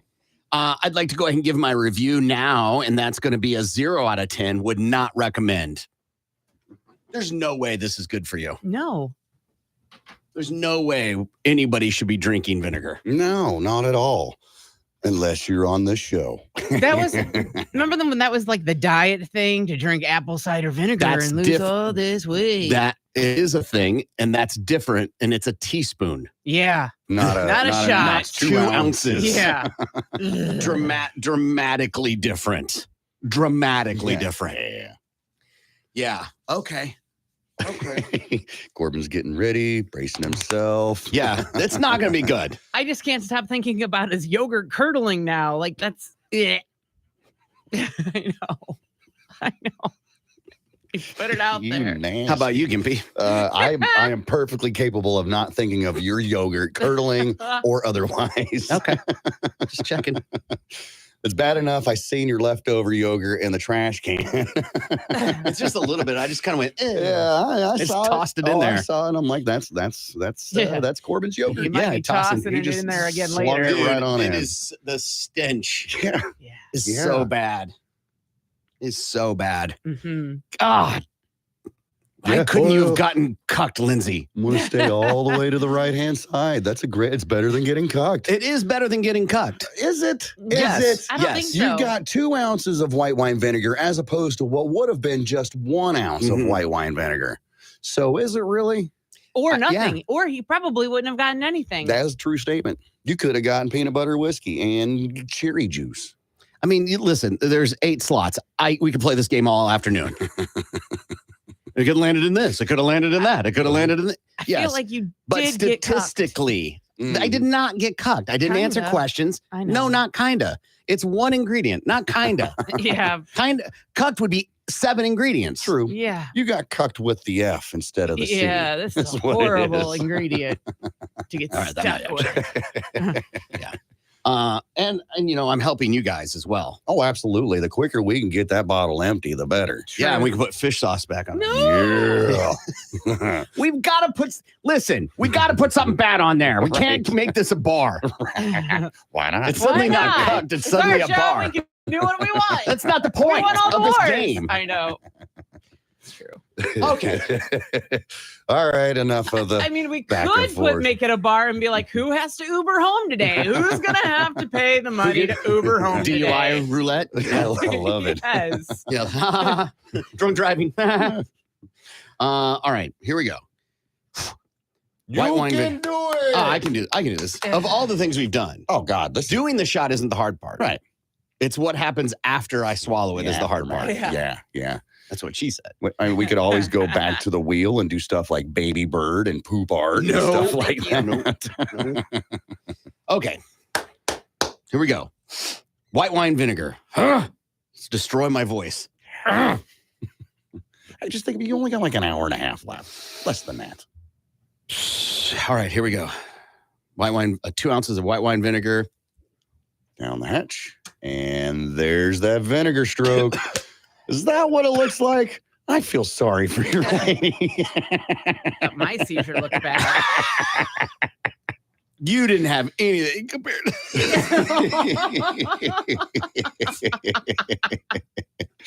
Yeah. Oh, man. The hairs on the back of his arm are standing straight up. Oh, my gosh. Well, it's a good thing Annalini's is coming in. You can kind of soak up some of that vinegar. Oh, I can smell it. Yeah, here, let me see. Stay right there. No, I don't want to. Stop. Come here. Closer.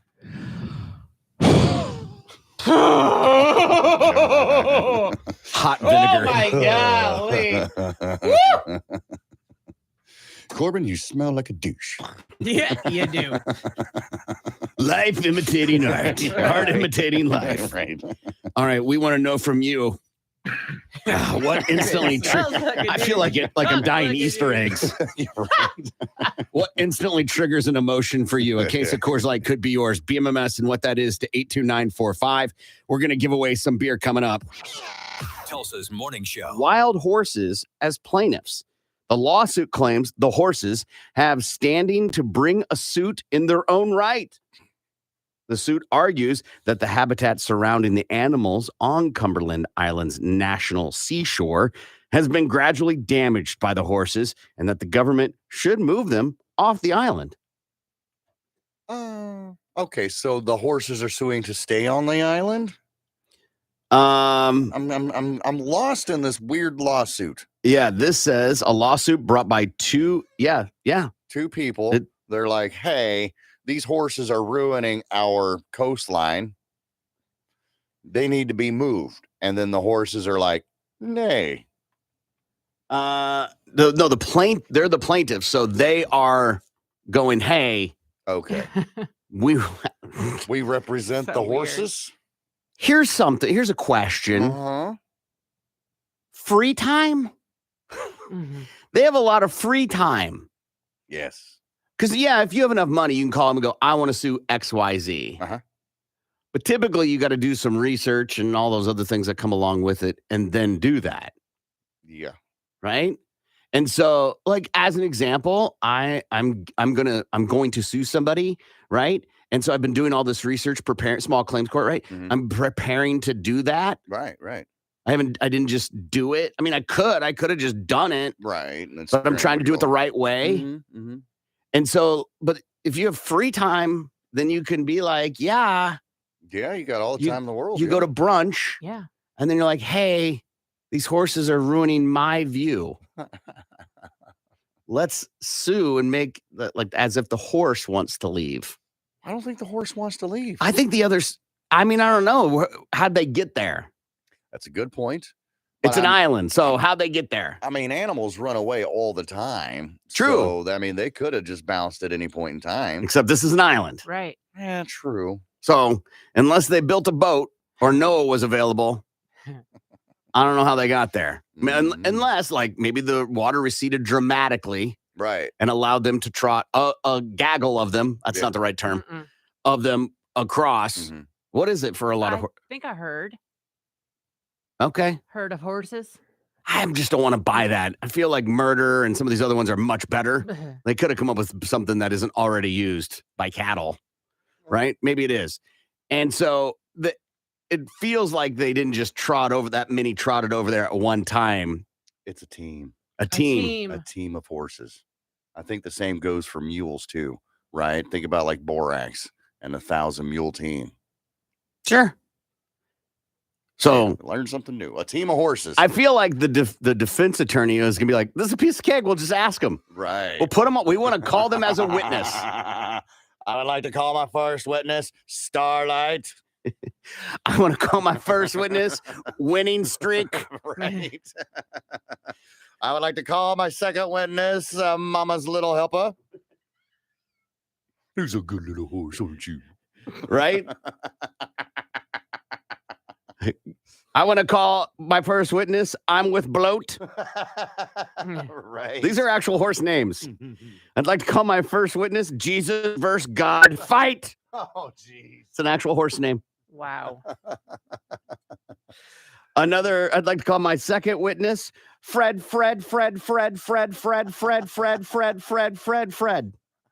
That's the name of a horse. He's the special one. Yeah. I had to call my Frank. second witness, hand. I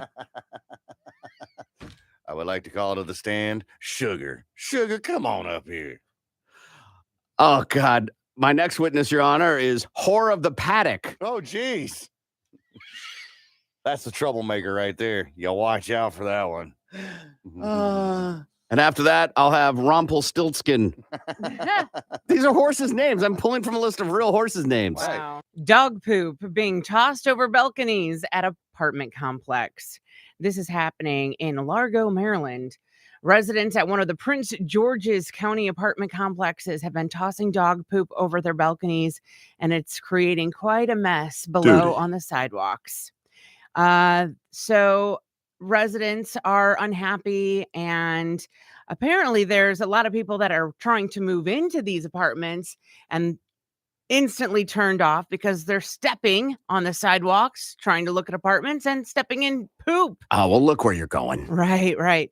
BB Stokes Davis is a realtor who works at one of the businesses attached to the building, and she says when we have customers coming in, there's dog poop all up and down the sideway. We talked to the resident manager out here about it, and they didn't get it cleaned up. They said they was going to put that guy out there who's above our property, but nothing's been done about it. Poopy de scoop. Davis says residents have been dumping dog poop over their balconies, and it's landing on the awnings and ultimately on the sidewalks. It was all down doors and everything, she said. I'd go in the front door because I'm not going to put my hands on dog poop. Scoop dee dee whoop. We're told this is a reoccurring issue over the last year. The resident manager told their local Fox station tenants have been warned not to dump their dog feces over the balcony. Oh, have they? When it happens, they say the resident management team has cleaned up the problem. Well, not really. Poop. Because it's still happening. I mean, it's got to be one person. It's not a movement. Right. Well, I mean, it is a movement. Yeah, thank you. For someone. Yeah. Right. But it's not like the entire apartment complex is banding together and be like, we just throw your poop over the balcony and onto the awning. Where it's happening, put a deer camera up. It's that easy, man. Yeah. Find out who done it. And then be like, hey, pick up your crap. Yeah. Literally. Yeah. That's gnarly, dude. Yeah. I actually, I will forgive the occasional I'm not picking up dog poop when you're walking your dog or whatever, right? Right. Overall, you should. Absolutely. But you forget a bag, you're in a rush, whatever. Mm-hmm. But this is gnarly, dude. Like, you're deliberately, intentionally making it someone else's problem. Absolutely. Yeah. Just being lazy. Yeah. No, you aren't being lazy. You are taking energy and throwing it. You're not picking it up. Right. You're going out of your way, opening a door or window, and heaving feces through it. Well, I think what's probably they're just Seem letting right. their dog go on their own balcony, Mhm. and they don't want to be in on their balcony because that's where they like to go sit and enjoy their coffee or whatever. So they just throw it off their balcony. I kind of interpreted that there was somebody throwing it, because if it was on the balcony, I feel like they could narrow it down to like just a few. Mm-hmm. And that's possible too. You would think that they would go knocking on the doors like, hey, I know you got a dog in here. There's no dog. I just sit there, make my maintenance guy sit there and film it. Mm-hmm. That's what you're doing today. Right. Yeah. You're going to catch the poop tosser. Yeah. That's your job today, Franklin. Yeah. Right. You're going to be the one who's going to be out there all day just waiting for someone to heave. Right. Just heave crap over the edge and get them. Right. So wait, I don't have to go mow lawns or paint apartments or go into someone's apartment to fix a water heater, nothing like that? Nope. You're just okay. Yeah. Except if you've never been on a stakeout, oh my God, it sucks. It'd be brutal. You're like, right? Sorry. And by that time, you dozed off. Somebody's done throwing turds back on the balcony, the overhang and whatever.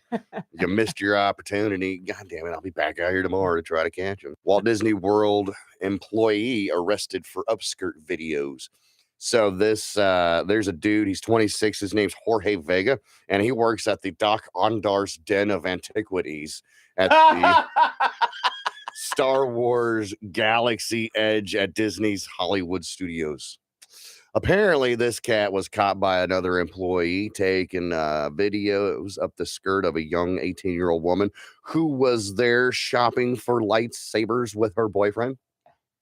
Yeah, he got a girlfriend. Anyhow, that's a different story. So the employee goes and tells the manager. Manager calls the cops. The cops come out and they talk to Jorge. And Jorge's like, yeah, man, I've been doing this for like 6 years. I've got like over 500 videos on my phone. Here, you want to see some? And he ends up sharing some of the videos with the police. Anyhow, the woman, the 18-year-old woman, had no idea she had been filmed. Old Jorge told the police that he does this because they're hard to find on the internet and that he uses them for gratification. Hey, he is an entrepreneur. Yes, he's helping out. He's providing a service. At Disney, we want go-getters.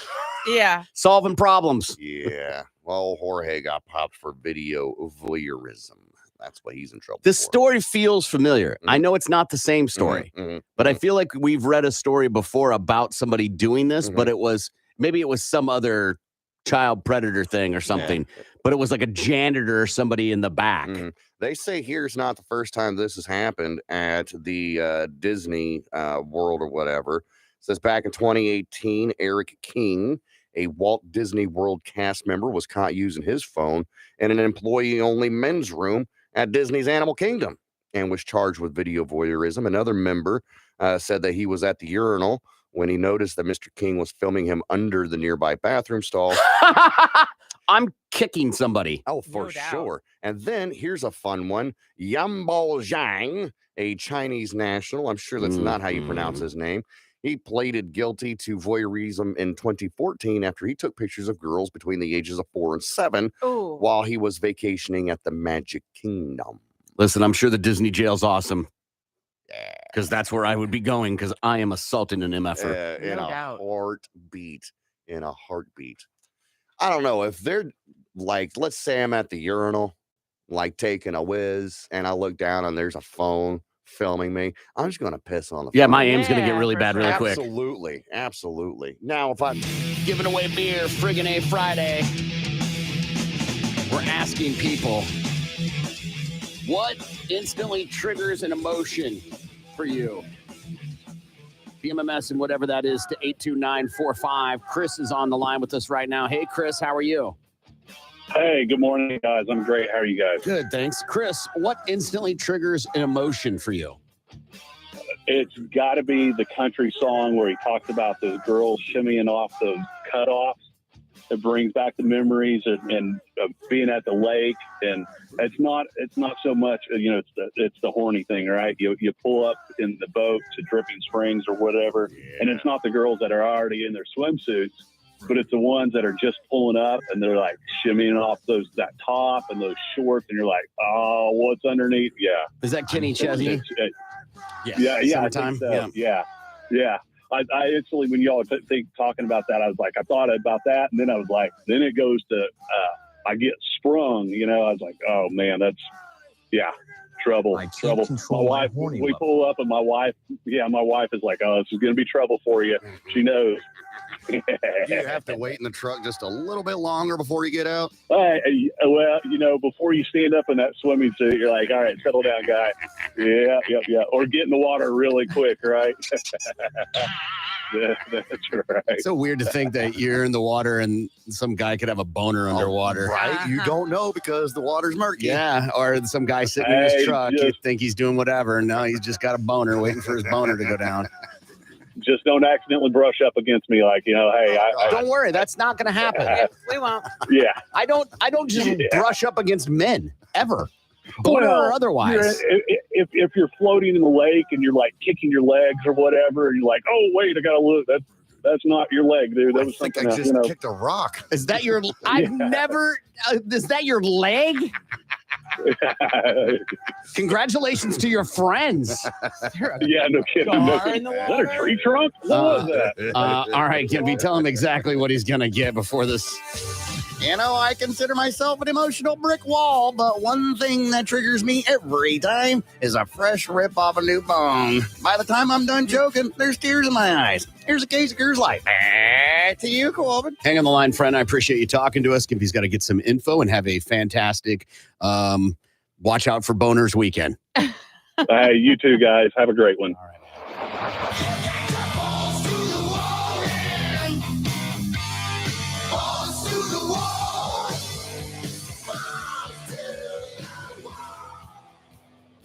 The defending national champions are keeping their head coach around for the foreseeable future. The University of Connecticut announced Thursday that Dan Hurley has agreed to a new 6-year contract. According to ESPN, the new deal guarantees Hurley nearly $33 million, which makes him among the highest paid coaches in men's basketball. The contract runs through the 2028-29 season. Hurley led the Huskies to their 5th national championship after topping San Diego State in the title game. Will Wade has been handed his punishment for recruiting violations he made while he was the head men's basketball coach at LSU. The current McNeese State head coach has been given a 2-year show cause order and a 10-game suspension for 3 level 1 violations. The findings against Wade revealed that he made impermissible payments to the former fiancé of a player, failed to cooperate in an investigation, and failed to promote an atmosphere of compliance. Wade was fired on the eve of the 2022 NCAA tournament and was hired by McNeese State in March. Should we talk about the fight, the supposed fight between Elon Musk and Mark Zuckerberg? Yeah. I would pay money to watch that. Why? You're Just talking 'cause. about two people who have no idea what they're doing. That would look like a street. It wouldn't even look like a street fight. Exactly. You got two nerds, uber rich nerds who have no idea to fight, probably never been in a fight in their life, but to watch two nerds duke it out, I'm paying $50. Well, Elon Musk has said he was in street fights as a kid, which, you know, whatever. I've dated girls from the greater Canada area. I understand. And Zuckerberg does jujitsu. Not that either one of those make you a plausible fighter, right? But how about Musk is 52. Yeah. He's 6 feet 2 inches tall. Yeah. Zuckerberg's 40 something. Mhm. He's my height, so 5'8", right? Like there's no way a boxing commission's going to be like, go ahead. Right. Just because they don't match up class-wise. Well, an age and like there's so many concerns. So it would be a charitable thing maybe, which is even more comical. There's no way I would pay for that. And sidebar, what makes you think these two people who own platforms to try and generate viewership or attention towards it would do it on pay-per-view? Yeah. Right. They just And not on their one of their platforms. Yeah. Dana White says he talked to both of them and they're absolutely dead serious about it. Yes, and when he was pushed, he was like, well, I text him. Mhm. So he didn't talk to them. Dana White says it easily would be the biggest doesn't know. fight of all time No way. with a pay-per-view cost of $100. I don't think this would be the biggest fight of all time. I don't think so. And Not at all. $100? $100. You're going to pay $100 No. Gibby, to watch it. Oh, no, Nope. I'd pay 50 for sure, not 100. You would pay 50? I would. Sure, why not? I wouldn't pay $1. No. Mm-mm. It's going to, and when would they do it? They ain't doing it this year. Right. So then now we're talking Musk will be 53. That makes it even better. Yeah. And then what is it? Is it elderly abuse at that point? If he whoops, then no. There's too many complications. Furthermore, Susan, they're both CEOs of company or heads of companies. That don't mean nothing. They just Yes, sent it one in does. a submarine that imploded. So, It was his I mean- company. These two people, they have companies that are represented on the stock exchange. They're just going to let them do something violent where they jeopardize, could get hurt, that could hurt the stock price. Ain't happening. Wow, somebody's stock would be going up and somebody's would be going down. So that's another reason to put your money on it, right? I understand, but the shareholders are not going to. They have some people that are CEOs have stipulations in their contracts. Yeah. I feel like people would vote for Zuckerberg to win only because he holds all of our private information. Facebook. But that's your Balls to the Wall Sports. I'm Lindsay on 97.5 KMOD. Balls to the Wall Sports is powered by Miller Lite, the original light beer. Great taste, 96 calories. More of the Big Man Morning Show is next. Guest wakes up to manager sucking toes. So this... Excuse me. Yeah. Oh, my mistake, no? This is not where I parked my car. Ooh. The incident happened in late March 30th, but the guy was just arrested. The manager was just arrested Friday, so that's why it comes down. So there's a dude, he was staying at the Hilton in Nashville, and he wakes up. Yeah. He looks like someone who does that. Yeah, you look like a toe sucker, don't you? Yeah, you do. So this guy, he was staying at the Hilton there in Nashville. He wakes up at 5 a.m. on March 30th because the manager, 52-year-old David Neal, was down by the foot of his bed sucking on his toes. So naturally, he confronts the guy and recognizes him as the night manager because he'd come in with another employee the day before to address an issue with TV. Yeah. So he calls the cops. The cops come down. He admits that he went into the room. David did. Says that he went in because he smelled smoke and he wanted to check on the guest there. But there were no smoke reports made to security and no other reports at all whatsoever. The key that Dave used to get in, and they didn't get it back. He says he threw it away. Nonetheless, they arrested him Friday at his home for aggravated burglary and assault. So, like, there's a story as recent as March about assaults happening in hotel rooms. Okay. And that they are on the rise. Really? Because of the use of the electronic key, specifically women, happening to women, right?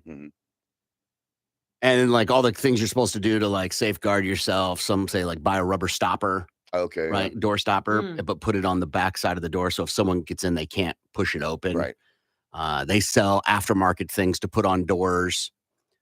Things like even the moment you get into a room as a woman, probably anybody, I've always done this, is you do the latch every time, no matter what. Yeah, where they only get the door open like maybe 3 inches.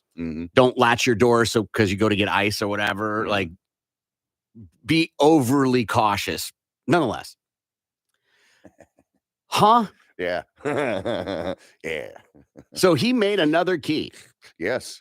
He went and made another key card, and busted into this guy's room, creeped in, ding, ding, ding, ding, ding, ding, ding, up to the foot of the bed, peel the blanket back. How do you peel the... No, but... Somehow he got access to his toes. Yeah, but he wasn't like... Okay, let's DEF this. Yeah?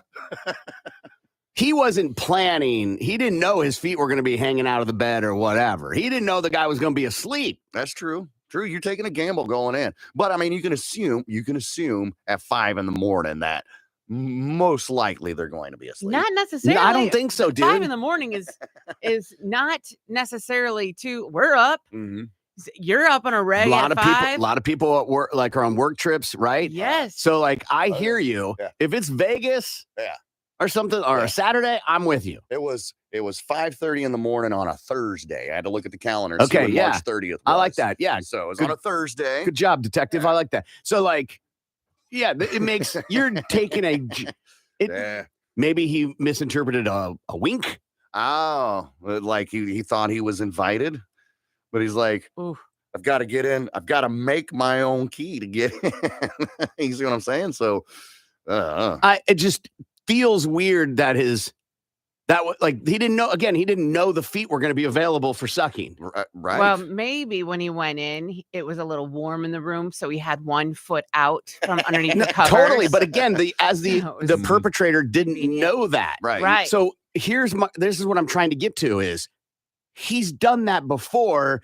This time, Oh. the feet were just available. Mm-hmm. He snuck into rooms before. Maybe not a sucked on any toes or anything. Yeah, because they were all covered. Because you Yeah. don't just lightly lift. They're tucked in. Yeah. Hotel sheets are notorious for being super tucked Yes. in. Yeah, Good yeah. point. That's a good point.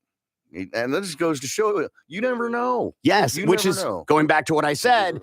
The assaults that are happening in hotel rooms and the lack of security people are putting on themselves Mhm, mhm. when they stay in hotel rooms. And what kind of hotel was it? It was a Hilton.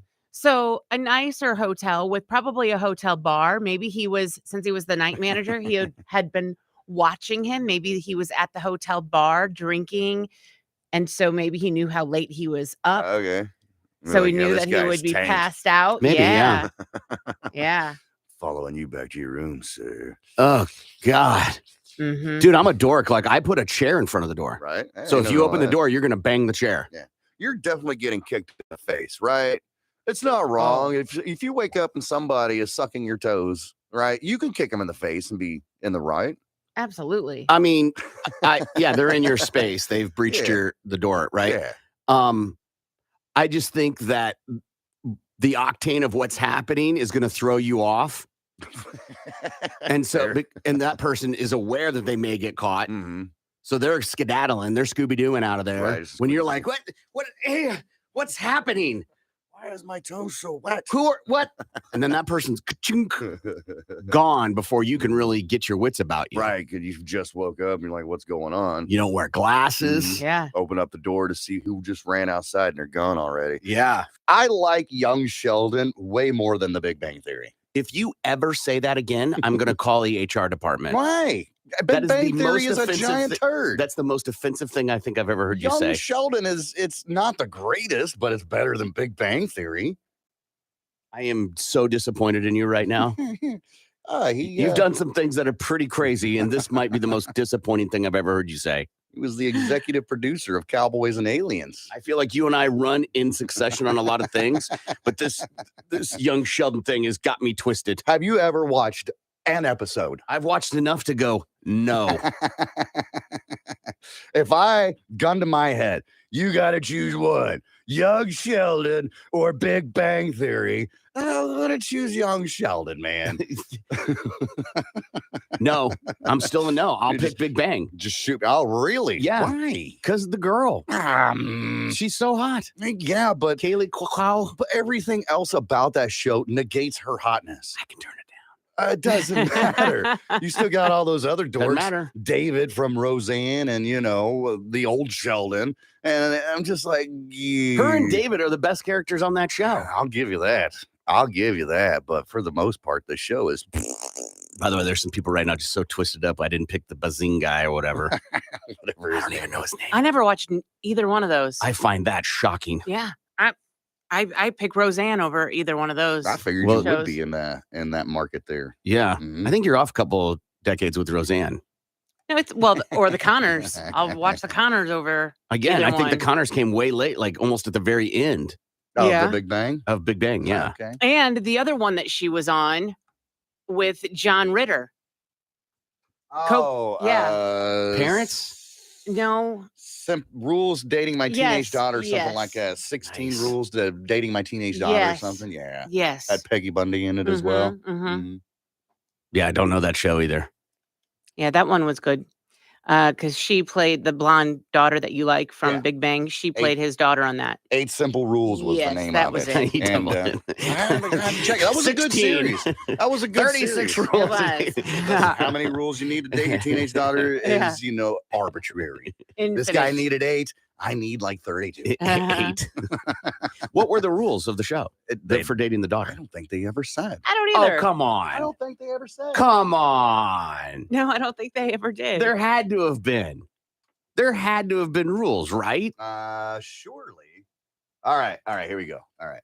You found it. Yeah. Okay, so then it had to have been There widely actually known. were. There's a wiki here, so give me just a minute Okay. because it says something like bring her home before midnight or something like that. To me, if you name a show that, it's gotta. There better be at some point you play that out, Mm. right? Right. Smallville, the TV show Smallville took place.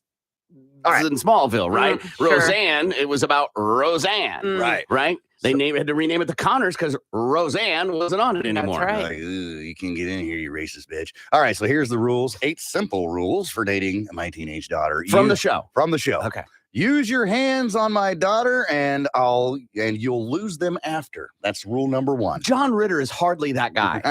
Right? Really? He might be the nicest character ever on any show, ever. But that's what they want us to believe. I think only one time he played a character that was really bad, evil. Okay. He mostly was the good golly G guy. Wow, even on Problem Child, he was a good dad. Yeah. He was like, he could have been on the SNL. Like he was a, what do they call it when a comedian, they like hurt themselves and stuff like that? He's that type of comedian. Okay. Like Chris Farley was, Chris where Farley, he'd fall over on tables and it wouldn't bother him any at all. Yeah. But that's what they want you to believe. Maybe deep down inside, he's really just a mean Sure, asshole. who he is off screen is, but we're talking about in the character. Well, that's what I'm talking about. The character is like, oh, we're such a nice guy or whatever, 99% of the time, but you get that 1% that's never shown. But you know, it's kind of like when Kevin Hart threatens you, you go, come on, man. Yeah. You don't know he's this badass muscle guy. Right. Right? All right. So number 2, you make her cry, I make you cry. Again, not on brand with John Ritter. Number 3, safe sex is a myth. Anything you try will be hazardous to your health. That's just bad parenting. That's just, I mean, they're going to have sex, right? So now you're turning them away from practicing safe sex. Right now they're going to do it just to spite you, Dad. Well, it's not safe. He's going to raw dog it just to spite your dad. God, that word is so awesome. I hate it and love it at the same time. All right, so number 4, you're looking at bring her home late. There's no next date. Notice how everything rhymes with these rules. That's on John Ritter brand. Yeah. Number 5, if you pull into my driveway and honk, you better be drunk. Yeah. You throw us, we're like, okay, we got punched in the face. What are we going to do about this? And then insurance, having good insurance, we use the good people at Hub, and we'll find out, okay, after 2 days, insurance will start to cover some stuff. So you're just kind of screwed for 2 days. But then we get generators, figure things out. Being closed ain't our bag. We viscerally hate it because the customer is then kind of depending on you, and we're getting calls. It's not just missed revenue. It's that we take pride in being there when people need us.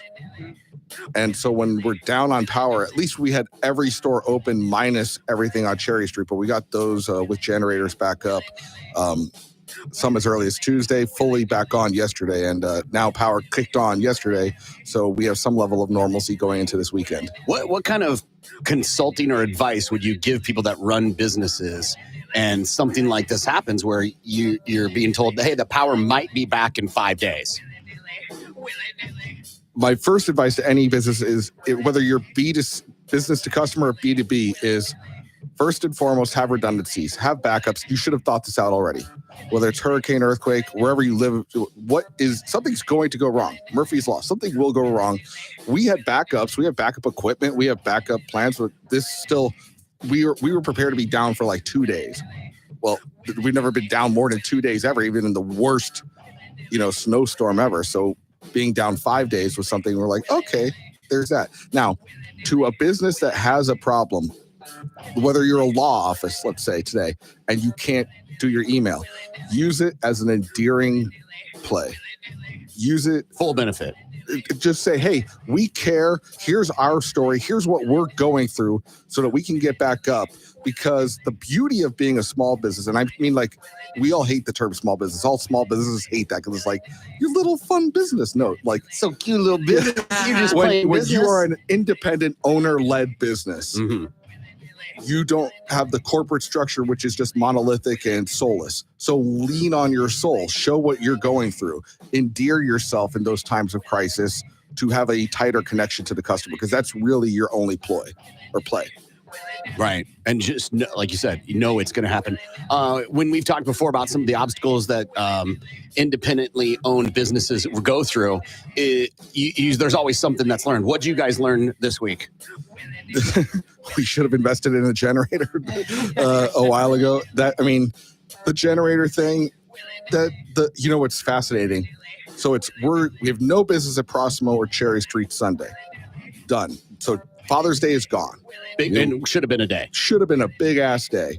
And we're like, and we're shuffling staff and trying to make everything work and making sure everyone gets paid. And then we're like, how big of a hit is it going to be?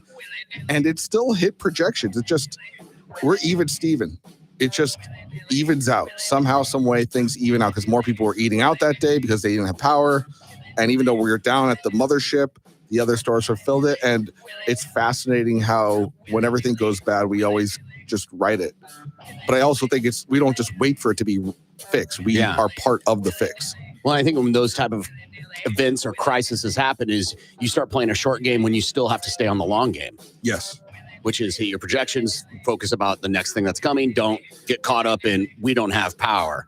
Try to do what you got to do to play the long game. There's no time for woe is me in business. No one cares. Figure it out. And looking at it like a game, even if you're in a actual sports game, it's not all happiness. There's times where you're down. There's times where you have to reorganize. There's times it's like a physical game, and you have to apply mental fortitude to it to get through it. And if you look at it that way, as opposed to, I guess we're just going to lose this one, then it never feels defeated. Yeah. It's a fascinating psychology that happens when these events happen. And you and the guys and the rest of the crew at the Andolini's Worldwide are always a good beacon people can look to, and you give great advice on that. So I wanted to ask you. Everything's back to normal, though, in terms of the restaurant world for you guys. So what can we expect this weekend from Andolini's?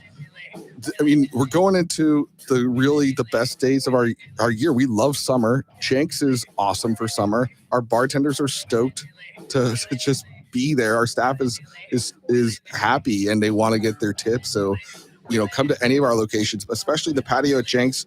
We built it in the fall of last year, the pergola.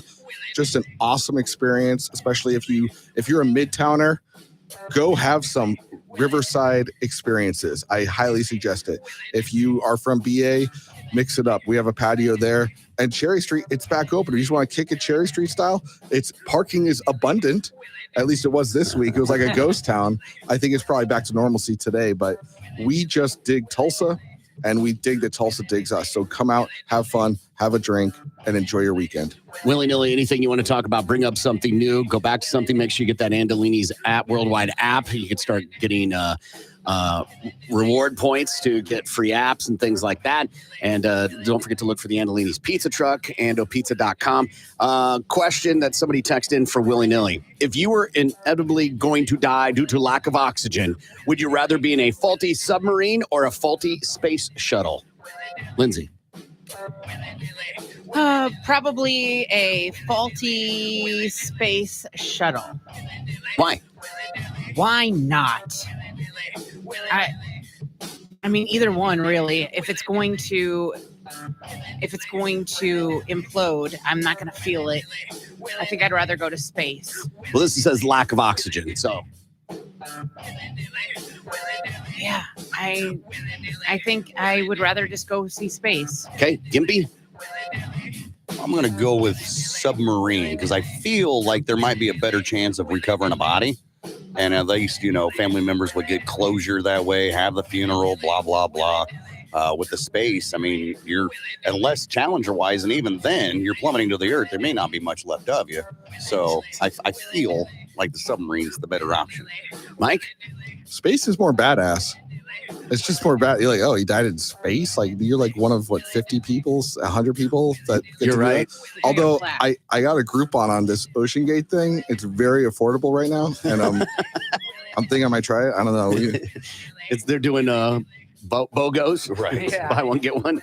It used to be like $250,000, and now it's just not nearly that much. Right. There's a time wait though, right? Because I got to get a new one. You have to bring your own controller, but it's. I think you're right. There's something that sounds maverick about doing it in space. Ocean, we're like, what idiots, right? Right. But space, you're like, oh, okay, that seems cool. Mm-hmm. You died in water. You're right. You died in zero gravity space. Cool. Yeah, I'm picking space because of just the views alone, and it does sound very cool. In the zombie apocalypse, each of you has one item in the studio to defend yourself. What do you have? What are your chances? Lindsay. I'm looking around the studio. I'm going to take the microphone and mic stand. That's two things. Well, I mean, it's attached together because the mic stand, I can shove it through their head and kill them. Okay. Gimpy. You know, the mic stand seems like the most logical answer. But I got this big ass heavy trophy in here. I think you might be doing a little more damage with this big ass heavy trophy than I would. You know, I'd be beating zombies off with this mic stand forever. I think just one good whack to the head with this big old trophy would be all right. What would you do to the zombies? You'd have to beat them up at least 3 or 4 times before they go. Mike? I think that LED lighting strip is probably my best bet. It's long. Keep them at bay. Yeah, you could go through it head. If we're going by Walking Dead rules. Yeah. Yeah. I'm going to go with the gun I keep under the counter. There's that. I'm picking the baseball bat. Okay. It's in Gimpy studio, but baseball bat. I guess it still works, yeah. I was going to say electricity. You just go.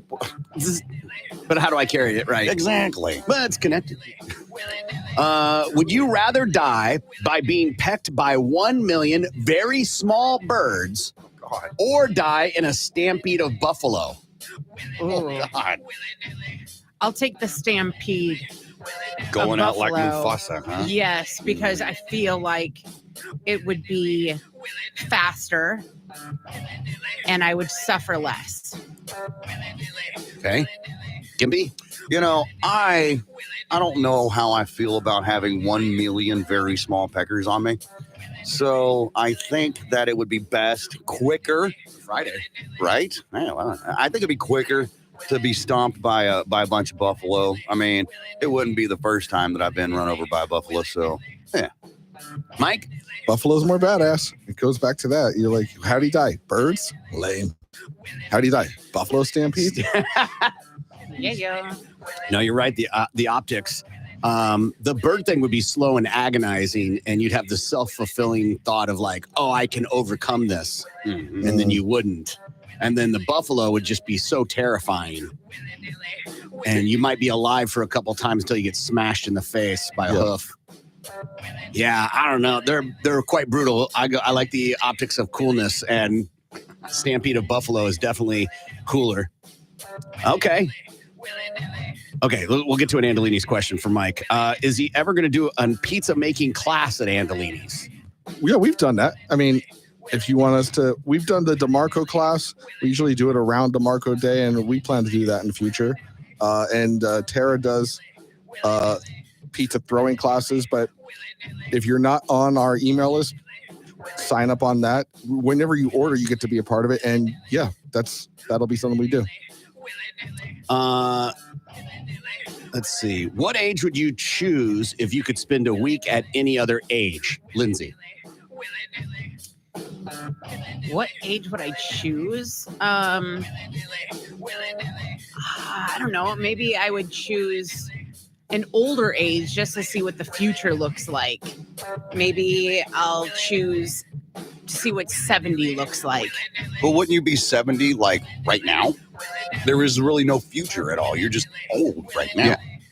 I mean, that it is saying you're not going back in time. It's not like Back to the Future and like, hey, it doesn't make much sense to you kids, but your parents will love that song. Mm-hmm. Like it doesn't, that type of thing.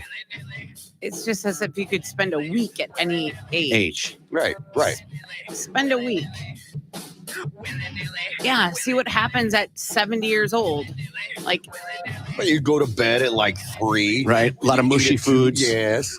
Diaper changes every other hour. yeah, but so. will I have grandchildren at that time? But again, it's just you. Again, yeah, it's just you, and it's just this point in time right now. You're just older. Okay, well then I'll relive 21. Okay, for a week. Gimpy. That's what I was going to say. 21, man. The hangovers do not hurt near as bad. Truth. Mike. Yeah, it's a nice time to be younger and to have. I like now. I don't want to stare my mortality in the face of the elder age. So right, I think you go back to what sounds cooler, 70 or 23, like right? 23 right now sounds. Yeah, 21's too young. 23, that's where it's at.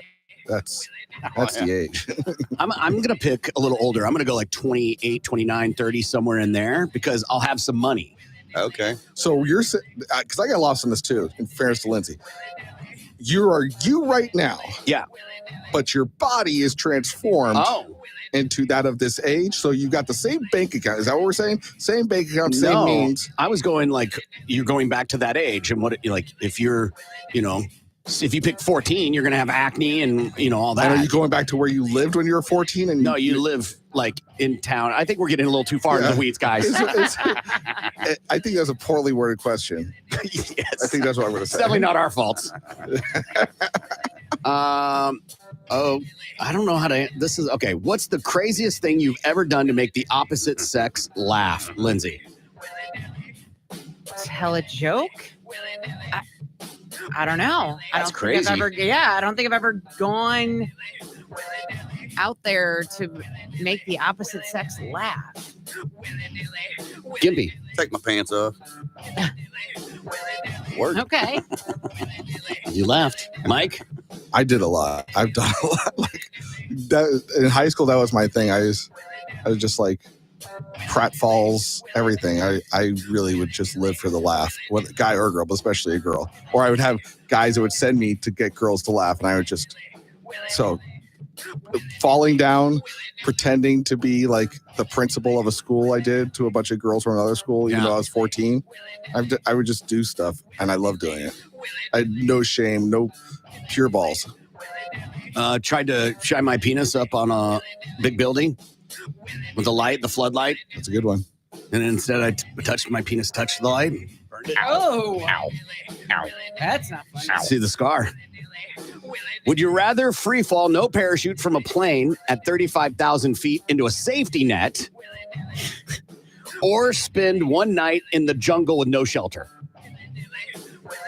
Okay, first of all, there's no guarantee that I'm going to fall onto or into the safety net because at you're 35,000 going too far into the weeds. Yeah, but at 35,000 feet. The implication of the question is that you would fall in the safety net. Yeah, but there's no guarantee of that because the wind will take you.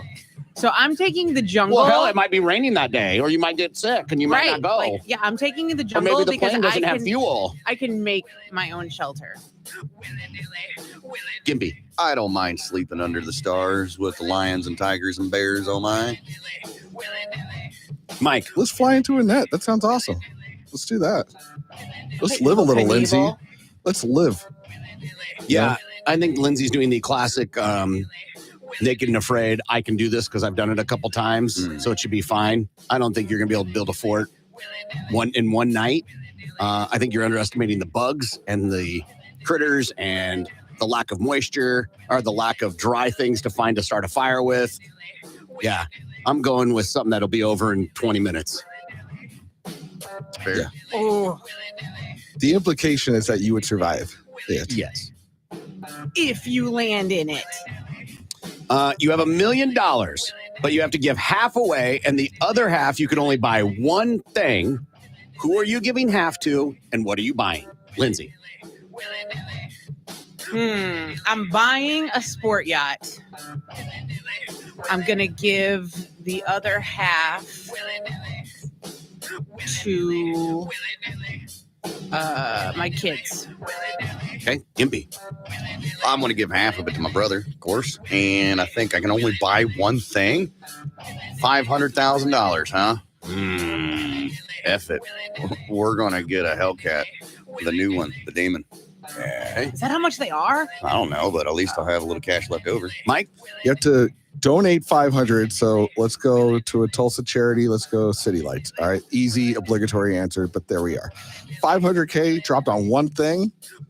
How about Guar live in concert at Andolini's? There we go. That's way over 500, but I'm pretty sure it'll stick around after for 500K. I love where you're going. I love that. Money I'm going to give away. I'm going to give to a battered women's shelter. What am I going to buy? I'm going to buy a house because it's going to appreciate in value, and I'll actually make more money. That's it. If you go by that, like I'm going to buy a mutual fund that makes.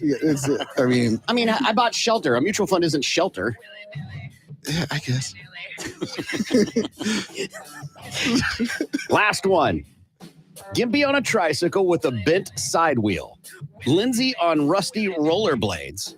And Corbin on a plastic kid scooter. One lap around the building. Who would win? Me on rusty rollerblades. Just give me some WD-40. No, you can't add. Thanks. Why are you adding? All right, I'm still winning on rusty rollerblades. I can rollerblade. I can't roller skate, but I can rollerblade. Okay, Gimpy. I think this is something we should actually do. I'm just saying. I got a kid scooter. Yeah, exactly. I want to say Corbin would win on the kid scooter simply because it's just his size. Who would you pick, Mike? I heard kid scooter for you. Tricycle for Gimpy with a what- bent side wheel, and Lindsay on rusty rollerblades. I think Lindsay on rusty roll. Also, what rollerblades have rust? They're plastic. yeah. But The ones that be okay, sitting outside in the rain because you'll pick up your stuff. yeah, she's still gonna win in that game. And the bearings would get rusted. The plastic wheels, yeah, but it's the bearings that would get rusted. If we're actually spending money on this, she has the physics on her side in that game. When was the last time you rollerbladed, Lindsay? Last year. Besides at a roller skate rink. night Yeah, not on a street. on a street. Yeah, like we used to when we It's been a few years. So like hula hooped, we hula hooped all the time growing up, right? My kids got a hula hoop. I can't hula hoop. I don't know what's happened. I have forgotten how to hula hoop. Huh. It's kind of like So and my point being is that if you haven't done it in a long time, it may be a little learning curve for you on the rollerblades. Tricycle, don't underestimate how small they are, and pedaling, not easy, not to mention you got a bent wheel. Kids plastic scooter sounds good. Haha, I'm short, but it's not going to hold my weight. Okay. Because it's made for kids. So it's going to be incredibly hard for me. I think this is a push. You think so? Yeah, I don't think there's a clear winner on this because each one creates an obstacle that you would have to overcome. A learning curve, a weight issue, bent wheel. I don't think I think it's a push. So you're saying you want to actually see it happen in real life? Let's do it. I'm down. Yes. Around this parking lot? Yeah. Yes. Yeah. I'm down for that. I'm like, can we pick a day that's like 60 and not 108? Right. Doesn't matter if it's 108 though, because Andolini's has some great patios and STG Gelato is available for you. What's the flavor that's going like gangbusters right now that you are? The rum cake. People are getting down on that rum cake. If you have not had the lemon de galleta, which is lemon biscotti, that's proprietary to us. That's purely an our creation. Because most gelato is, you'll see a pistachio at every gelateria, but there's not like tons of gelaterias here. If you've been to Italy, there's a gelateria on every corner, and you can tell how good that gelateria is based on their pistachio. That's the judgment flavor. But for us, just come and have fun. Buy whatever you like. And I would suggest trying the rum cake or the lemon if you have not had it before. You can't go wrong this weekend going into STG and trying the gelato on Cherry Street. It's a good way to just get out, maybe do something with the kids. It's ice cold deliciousness. And man, is it the moment it touches your lips, you're going to go, I've never had anything like this. If you've never had true gelato, you'll know the difference the moment you taste it. We went to Colorado. I had some and I was like, this isn't gelato. You could just taste the difference. It has a different texture to it. So you could tell if gelato is BS gelato if it's in a plastic pan. If it's a plastic pan and they purchased it from someone else who's probably not using the proprietary machines. If you see a metal pan, then that means that someone made it nearby because they're not just giving away metal pans. So that's the easiest giveaway for any gelateria. You see metal, they made it. There you go. Make sure you look them up. Andolini's Pizza online at andopizza.com. Look for the truck around town. If you need catering, you guys do that. You do more than just pizza for catering, right? Anything you could wrap your mind around. You want to have an affordable wedding, we got you. You want to have an insane wedding with people who cook for a living instead of just on the weekends, we got you.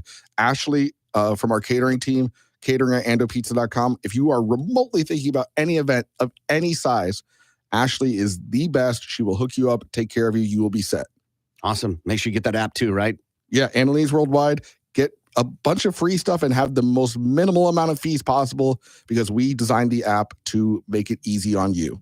All right, there you go. Mike, thanks so much, man. Thank you guys, always. We want to know from you what instantly triggers an emotion for you. BMMS and what that is to 82945. We're going to give away beer when we come back. Plain things people say. Let's unpack this. Okay, moving on. Yeah. Mirror you. Do you know who I am? I've never said that. Never. I never have either. Not like to anybody in particular. Like, I'm at, bar, restaurant. You know who I am? Right. No. But like in a joking matter. Telling a story? Yeah. For sure. You know who I am? No, you're right. Come on. And I've been with people that have said it and it makes me cringe. Like where they've said, do you know who this is? I'm like, don't do that. Don't do that. Next couple are going to sting.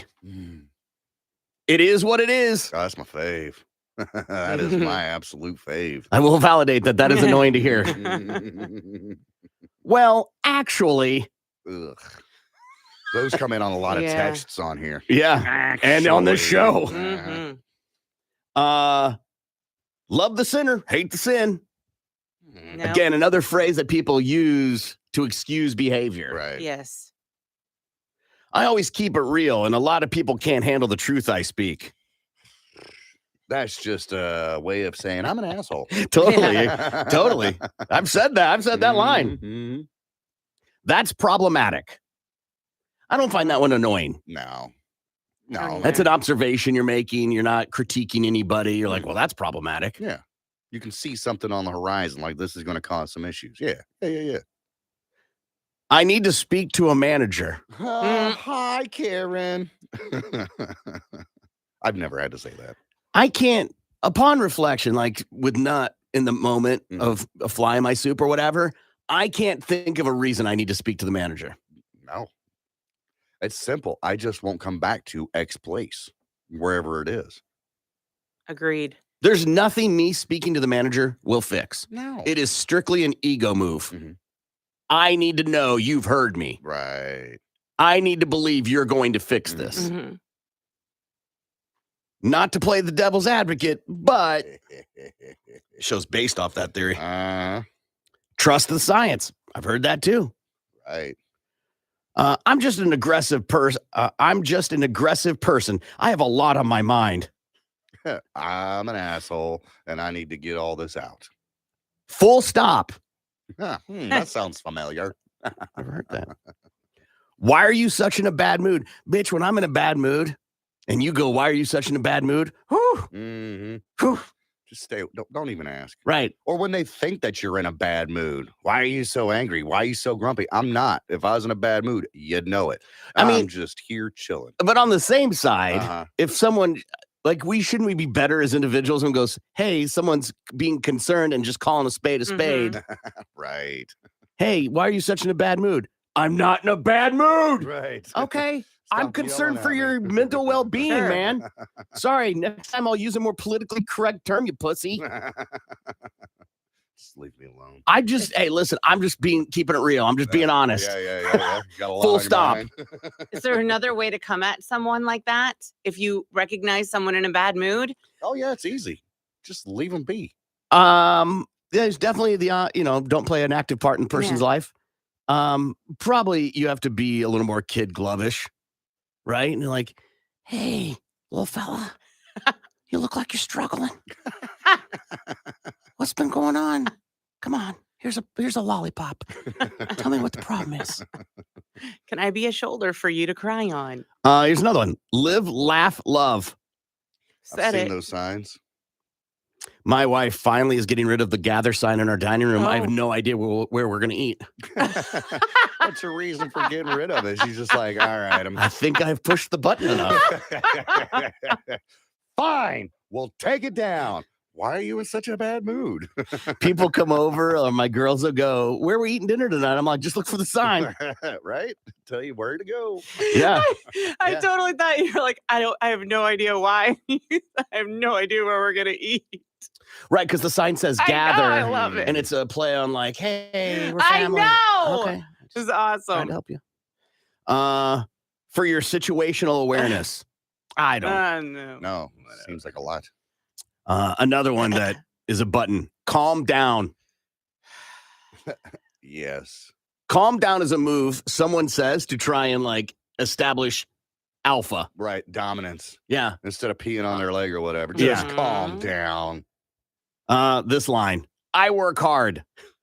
When I hear this line, I just laugh inside. Because if you have to announce you work hard, you don't. A king that has to say he is king is no king. Right. Game of Thrones. You are insecure in your hard work ethic that you must pronounce to the world that you do. Well, then your actions should reflect that, right? I reject the premise of that question. If you said that to me, I'd probably laugh. Get out of here with that. Gimpy and I laugh about this one all the time. If I were you, you should just as a variation of right that. along the same line. You need to. This is another one I love. Threat to our democracy. Oh, good Lord. Must be nice. Like, must be nice. Oh, I was Must thinking be of more like, nice. you must be nice. No. Must be nice. Are we there yet? You know, it must have been when I got my white New Balance that I realized how annoying that phrase is. Yes, absolutely. Dad mode, man. I can't stand that. Are we there yet? You'll know. How will I know? When I park the car. Right. Then you stop at the gas station to take a whiz, right? Because you've been on the road for 16 hours. Are we there yet? But you said we were there when you stopped the car. I got to piss. Shut up. Annoying things people say. I'm the type of person. Hear me out. No. Per my last email. In other words, I ain't going to say it again. No, meaning you didn't read it. Right. Do your own research. Lazy is. Because I said so? Sure. That's a good dad answer right there. Well, why? Because I said so. That's why. Right. But if you think about it, when you're trying to shape a young mind, it gives no context. You don't learn from that. And I'm so guilty of that. Totally. Every parent is. Absolutely. It's an easy answer. If you're saying that, you're already frustrated. Exactly. And I even read an article years ago saying why you shouldn't say that to your kids. And just like you said, because you're shaping a young mind, it gives them no real reason as to why they shouldn't do this or that. You should give them a reason. Right. Behind why you're saying no. It's an interpretation, like a confrontation, rather than like, no, I just don't understand. Right. I'm only saying what everyone's thinking. Yeah, I've said that before. Yeah, me same. I don't like drama. Hell yeah, everybody says that. And yet, here we are. It's a lie. Yeah. Lie. Yeah. It's only said by those people who create the drama or are involved in the drama. Just giving you a hard time. That means I'm an asshole, and I notice that I've hurt your feelings, so therefore I've got to smooth things over. I'm just giving you a hard time, man. Yeah. That's just how I was raised. I hate this statement. Right. Because you can't evolve. We can't evolve as people. No. You can't want to break.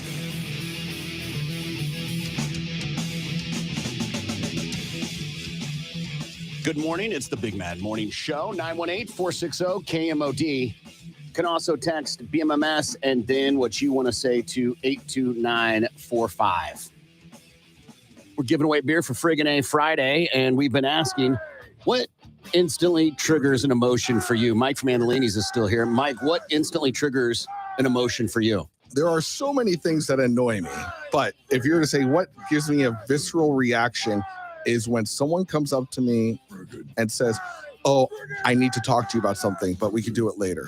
I like, no, say it now. Like, no, we can do it. Like, give me the headline, because my brain will go way too far into what this could be. And it's also, I think it was because my mom would do that when I was a kid. She'd be like, "We need to talk later," and be like, "Your room's messy," or "We need to talk later, the dog's dead." Like, I didn't know what was coming. Right. So the classic in relationships, like, "Hey, I want to talk about something serious later." You're like, what? Out with it. Like, I want to travel. What? I need to know exactly what the headline is right now. Right. Can you give me some context so I can prepare my defense, Your Honor? Yes. We want to know from you what instantly triggers an emotion for you. And it looks like David has been waiting. Hi, David. How are you? Hey, I'm doing great, Corbin. How y'all doing? Good. David, what instantly triggers an emotion for you? Man, for some reason, whenever I see a kid with an ice cream cone or a snow cone and they drop it, for some reason, it brings up some feels in the bottom of my heart that I can't understand. Joy, It's sadness, anger. What is the emotion? No, man, like sadness, like depression. It's like, oh my gosh, man. It's like I immediately want to go over and buy them an ice cream cone or a new snow cone to replace the one that just dropped. Do you? I don't know why. It's just, huh? Oh, yeah, I have many times. Oh. Yeah. How many kids are dropping cones in front of you? Like, how often does this happen? And why are you hanging out around kids with cones? That's the question. Hey, man, no. It's not something that happens all the time. It's just something that, it's happened a few times through my life. And I don't know, maybe it goes back to a time when I was a little kid and dropped the ice cream cone. And I spent my last 50 cents on it or something, And did your dad whoop your ass for dropping the cone? No, man, I didn't grow up that strict. All right, Gimpy, go ahead and tell him exactly what he's going to get. I ain't buying it. If you want to trigger an emotion in Lindsay, well, take her box of wine away and tell her she's had enough. Have a case of Curse Light. Back to you guys. Hang on the line, friend. Gimpy's got to get some personal info from you. And have a great weekend. You too. All right, see you later. I mean, the only time I'm getting, I'm not hanging out. No offense, Mike. I'm not hanging out in front of STG. Right. You need another scoop. Drop it. Drop it. You little jerk. I'm your savior. And you buy the same one? What if they drop like a triple scoop? Oh, God. And then you're like, I didn't want to spend $9. I'll buy another one, but you're buying what I want you to buy. Yeah. I had pistachio. You're getting vanilla. Shut up. Right. This is how I control you. Yeah. I'm trying to think I don't know if I've seen, my kids get a lot of ice cream, right? We go to many different ice cream places. And I don't know if I've ever seen anybody drop one. As someone who owns a gelato shop. It's an epidemic. Corbin. Does it happen a lot? Do you have a cleanup crew? Do you have a special spilled out front cleanup It's like crew? NASCAR. It's right there, just ready to zoom in. No, I don't. This is not a thing. This has not come up in a management or planning meeting. Well, we're not cone based. We're cup based. If you're cone based, you're dancing with fire. But you're cup based, you're just living in the free world. So what is it you have against cones? Why do you hate them? Why does Andolini's Worldwide hate cones? Because I identify with the caller that this is a visceral reaction that I don't want to see a lack of. You don't want to be complicit in the sadness. Yeah, I don't like cones personally because now I'm doing battle against time. I just don't like that.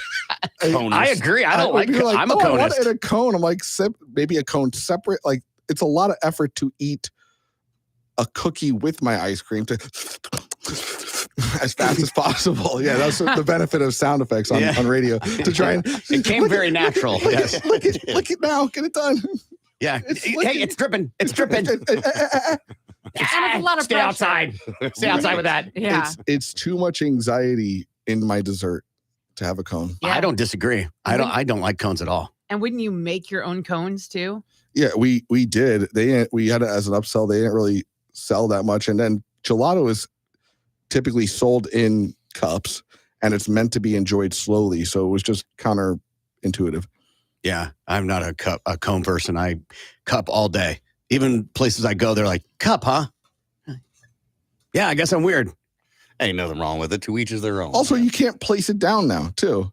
Right, I'm stuck. Yeah. Try driving. Yeah, it's horrible. If you are into cones, I don't trust you. That's where I'm at with it. I don't trust you as a person. Cones are for ice cream. Mike in line, done. What? Or if you're an adult male that says, I prefer dark chocolate over milk chocolate, I don't trust you. I'm with you there. Yeah. Wait, what's wrong with dark chocolate? If you something you are okay with, great. If you say, I prefer 95% cacao chocolate, I don't trust you. Really? Don't trust you. I'm surprised by that as someone who believes in finer ingredients, and that is a quality ingredient. If you say it's better than milk chocolate. Well, milk chocolate's diluted chocolate. But it's delicious. It is, but so is dark chocolate. I think that anyone who would say that is a pretentious fake liar face who doesn't actually believe what they're saying. Corbin, nice to meet you. Do you know who you're talking to? Do you prefer 90? I'm not saying 80% cacao. I'm saying a 95% cacao mofo. Yeah, but when you say dark chocolate, most people believe it's a palatable chocolate that you will bite and eat. I mean, nobody's eating 90%. 95. Nobody's eating 95. It exists. I know it exists. If you were to say, okay, I'm going to have a Mr. Good bar and a 95% Ghirardelli, and anyone who chooses the Ghirardelli 95%, I met two people, and I said, I don't trust these two people. Yeah, you got to use equal things, right? So are you going to have a Carmelo with milk chocolate, or are you going to have a dark chocolate with caramel? You introduce caramel into it. That's not fair. That's not the same. I'm just saying that, like... Okay, let's go straight up Hershey's. Oh, right. Straight up Ghirardelli. No, they do. Don't they do like a Snickers, like a dark chocolate Snickers and a regular Snickers and a milk chocolate one? Uh-huh. And maybe it's just American pride that I will take. Well, Ghirardelli being American. I'm a communist, yes. If someone's like, oh, I like this Belgian chocolate over Pennsylvania Hershey's, I buy American. On that, I buy American. Yeah, chocolate from overseas is better. Line in the sand, Corbin. we have finally found that point of contention between our friendship. Like the bromance chocolate stops here. Chocolate, huh? He doesn't know what he's talking about. Listen, I'm not a cook, chef, own a restaurant, so I'll defer to you on that. But I find it odd the guy who's like, we won all the wars, put anything you want on your pizza is so strict about chocolate. I'm not saying you can't enjoy it. I'm saying go to town on it. I'm just saying I don't trust someone who believes that to be better. Yeah. Better's or more enjoyable. Or more enjoyable. Put it that way. More enjoyable. I mean, milk chocolate and like wine or an alcohol with it, a spirit, not good. Dark chocolate with wine or a spirit, good. I'll give you on that level. It is superior because it goes well. If you are mixing it for the complement of it, for the bitter versus that, then you're talking about, paint color. It's something separate. If you're saying on its own, what is more enjoyable? Milk chocolate. Milk chocolate. And you're not making a s'more with dark chocolate. Yeah.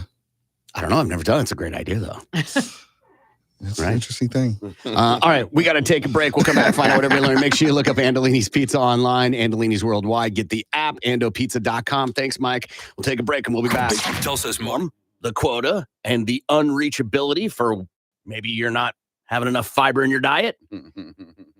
That you end up stealing crap from your neighbors so you can meet your quota to the government. What has this Thou shalt not steal my neighbor's crap. What's that, Gimpy? So what does this world come to, man? So when you talk about how unfair it is, just keep in mind, you're not having to steal your neighbor's crap, literally. I don't know what I would do. I got to keep... I do all the grocery shopping, right? I do the majority of cooking. Right. Because my schedule allows for that to happen. Yeah. So that means if the crap quota was a thing here, that would be on my list of things I got to take care of. Absolutely. All right. So I got to go to the grocery store at 12:30. I've got a doctor's appointment and then pick up the dry cleaning. Oh, and I've got to take 4 craps today. Oh, Bmms too, because, I was light yesterday. Hey, little Sally flushed. She can't be flushing. Mm-hmm. We are so close to this month's quota. Yeah. You have to keep track of whenever anyone in your family goes poo. You got to collect it for your kids and your wife. You want to guess what the average household quota a year is of crap? Oh, in this country? Oof. Go, Lindsay, go ahead. Like pounds? Yeah. Billion pounds? 1 billion pounds in a household. Good Lord. In a household. I'll go. Let's go with 100 pounds. Okay, Gimpy. I was going to say 50 pounds. I think is a good quota for your family to poop. 220 pounds a year in a household. Now, these are people that are able to do that, right? Mm-hmm. So if you have somebody who's, they don't go, oh, sorry, they're on a colostomy bag. It's a sliding scale, essentially. Of course, it's an average. Yeah. Right. If you have only 2 people in a house, compared to the house of 6. I think the scale is going to be a little different. Does this article say like how they reach that number for the quota? Like, is it based on weight and diet and obviously household members, how many people you have in your house? Sure. It's going to, by the number of people. Okay. Depends on how much your quota is. Strictly on the number of people. Yeah. That judges how much you need to craft for this. Okay. Yeah. What I said was the average. Right. I was just thinking like, well, they look at a family of 6 and they're like, all right, well, you guys eat X amount a week. So therefore you should be producing X amount of excrement a week. So your quota is X. But I didn't know how it worked out. I guess it's just like you got 6 people. You can make this much poop. Yeah. You should be able to make this much poop. Should be able to. And if not, see your doctor. The idea that would be a stress in your life. Yes. What does stress do?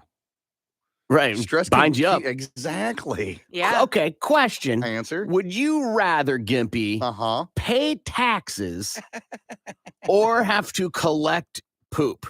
Your family's poop. Pay taxes. Amen. Pay taxes, man. I am Lindsay? not. I think I'd rather collect poop and use it for fertilizer than pay taxes. You say that the first day. Yeah, that's true. You may even say that the second day. But when you're on, let's just say month 6 of collecting your family's excrement. I think it's worse than that. The first day the first month, you're not going to meet the quota. Right. Oh my God. Oh, we can't go too far into this, but things are different for everybody. Yeah, everybody's movements are different. Everybody has different kinds. So let's just say you've got a bad flu one week. Flu will put you down for 4 days. Yeah. And there ain't nothing solid about a flu. Or how about this? You're on an antibiotic. But you can't use that, right? Like it would have to be solid. Listen, I didn't go deep into this. Sorry. Right.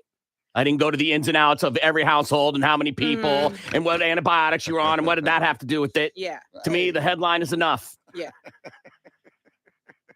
I'm assuming they just want the solid stuff. And I'm thinking. Yeah, no, like, they want a Gimpy, good turd. You clean up after your ferrets. I clean the cat's litter box. I mean, it's not too much different. It's completely different. One, you're trained by the animal. The other is right. We're trained by our parents to do it in a receptacle. Someone text in, put a colander over the toilet bowl. Dude, problem solved. Pooping in the same thing that I strain my spaghetti noodles No, in. you buy 2. Yeah, but you got to clean one, Lindsay. You got to clean one. Oh, God. And then you get them mixed up because, they're both silver. One's plastic. No, plastic absorbs smells. Gross. Use that one for your pasta. We're getting off. We're getting too far. Come on, man. 220 pounds.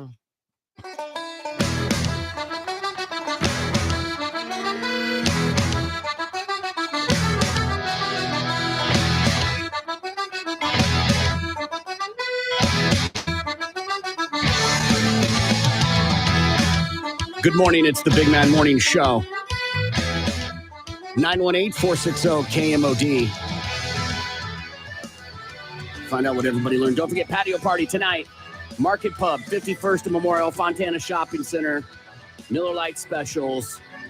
You deserve a break. This is, for some of us, it's been the longest, shortest week ever. A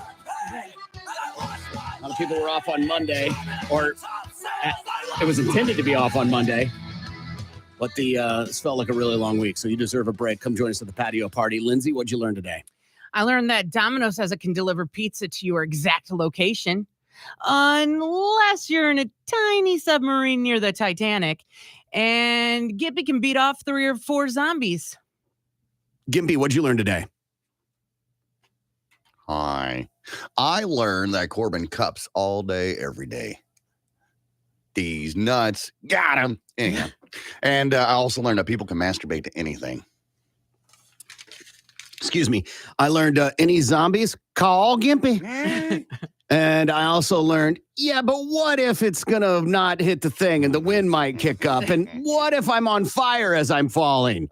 It's Corbin saying, make sure that dishwasher's loaded right. It's Lindsay. Stop tracking my cycle. This is Gimpy. And I'm sorry. Yeah. Ready? Santa animals on this planet that we could be harvesting. Hey, we do harvest their dookie for fertilizer. Yeah. Why do we got to use our own? Is Yeah. ours, as the human? Yeah. Is the human sample that much superior? I can give you an actual reason why. Why is that? Box checked. We need more.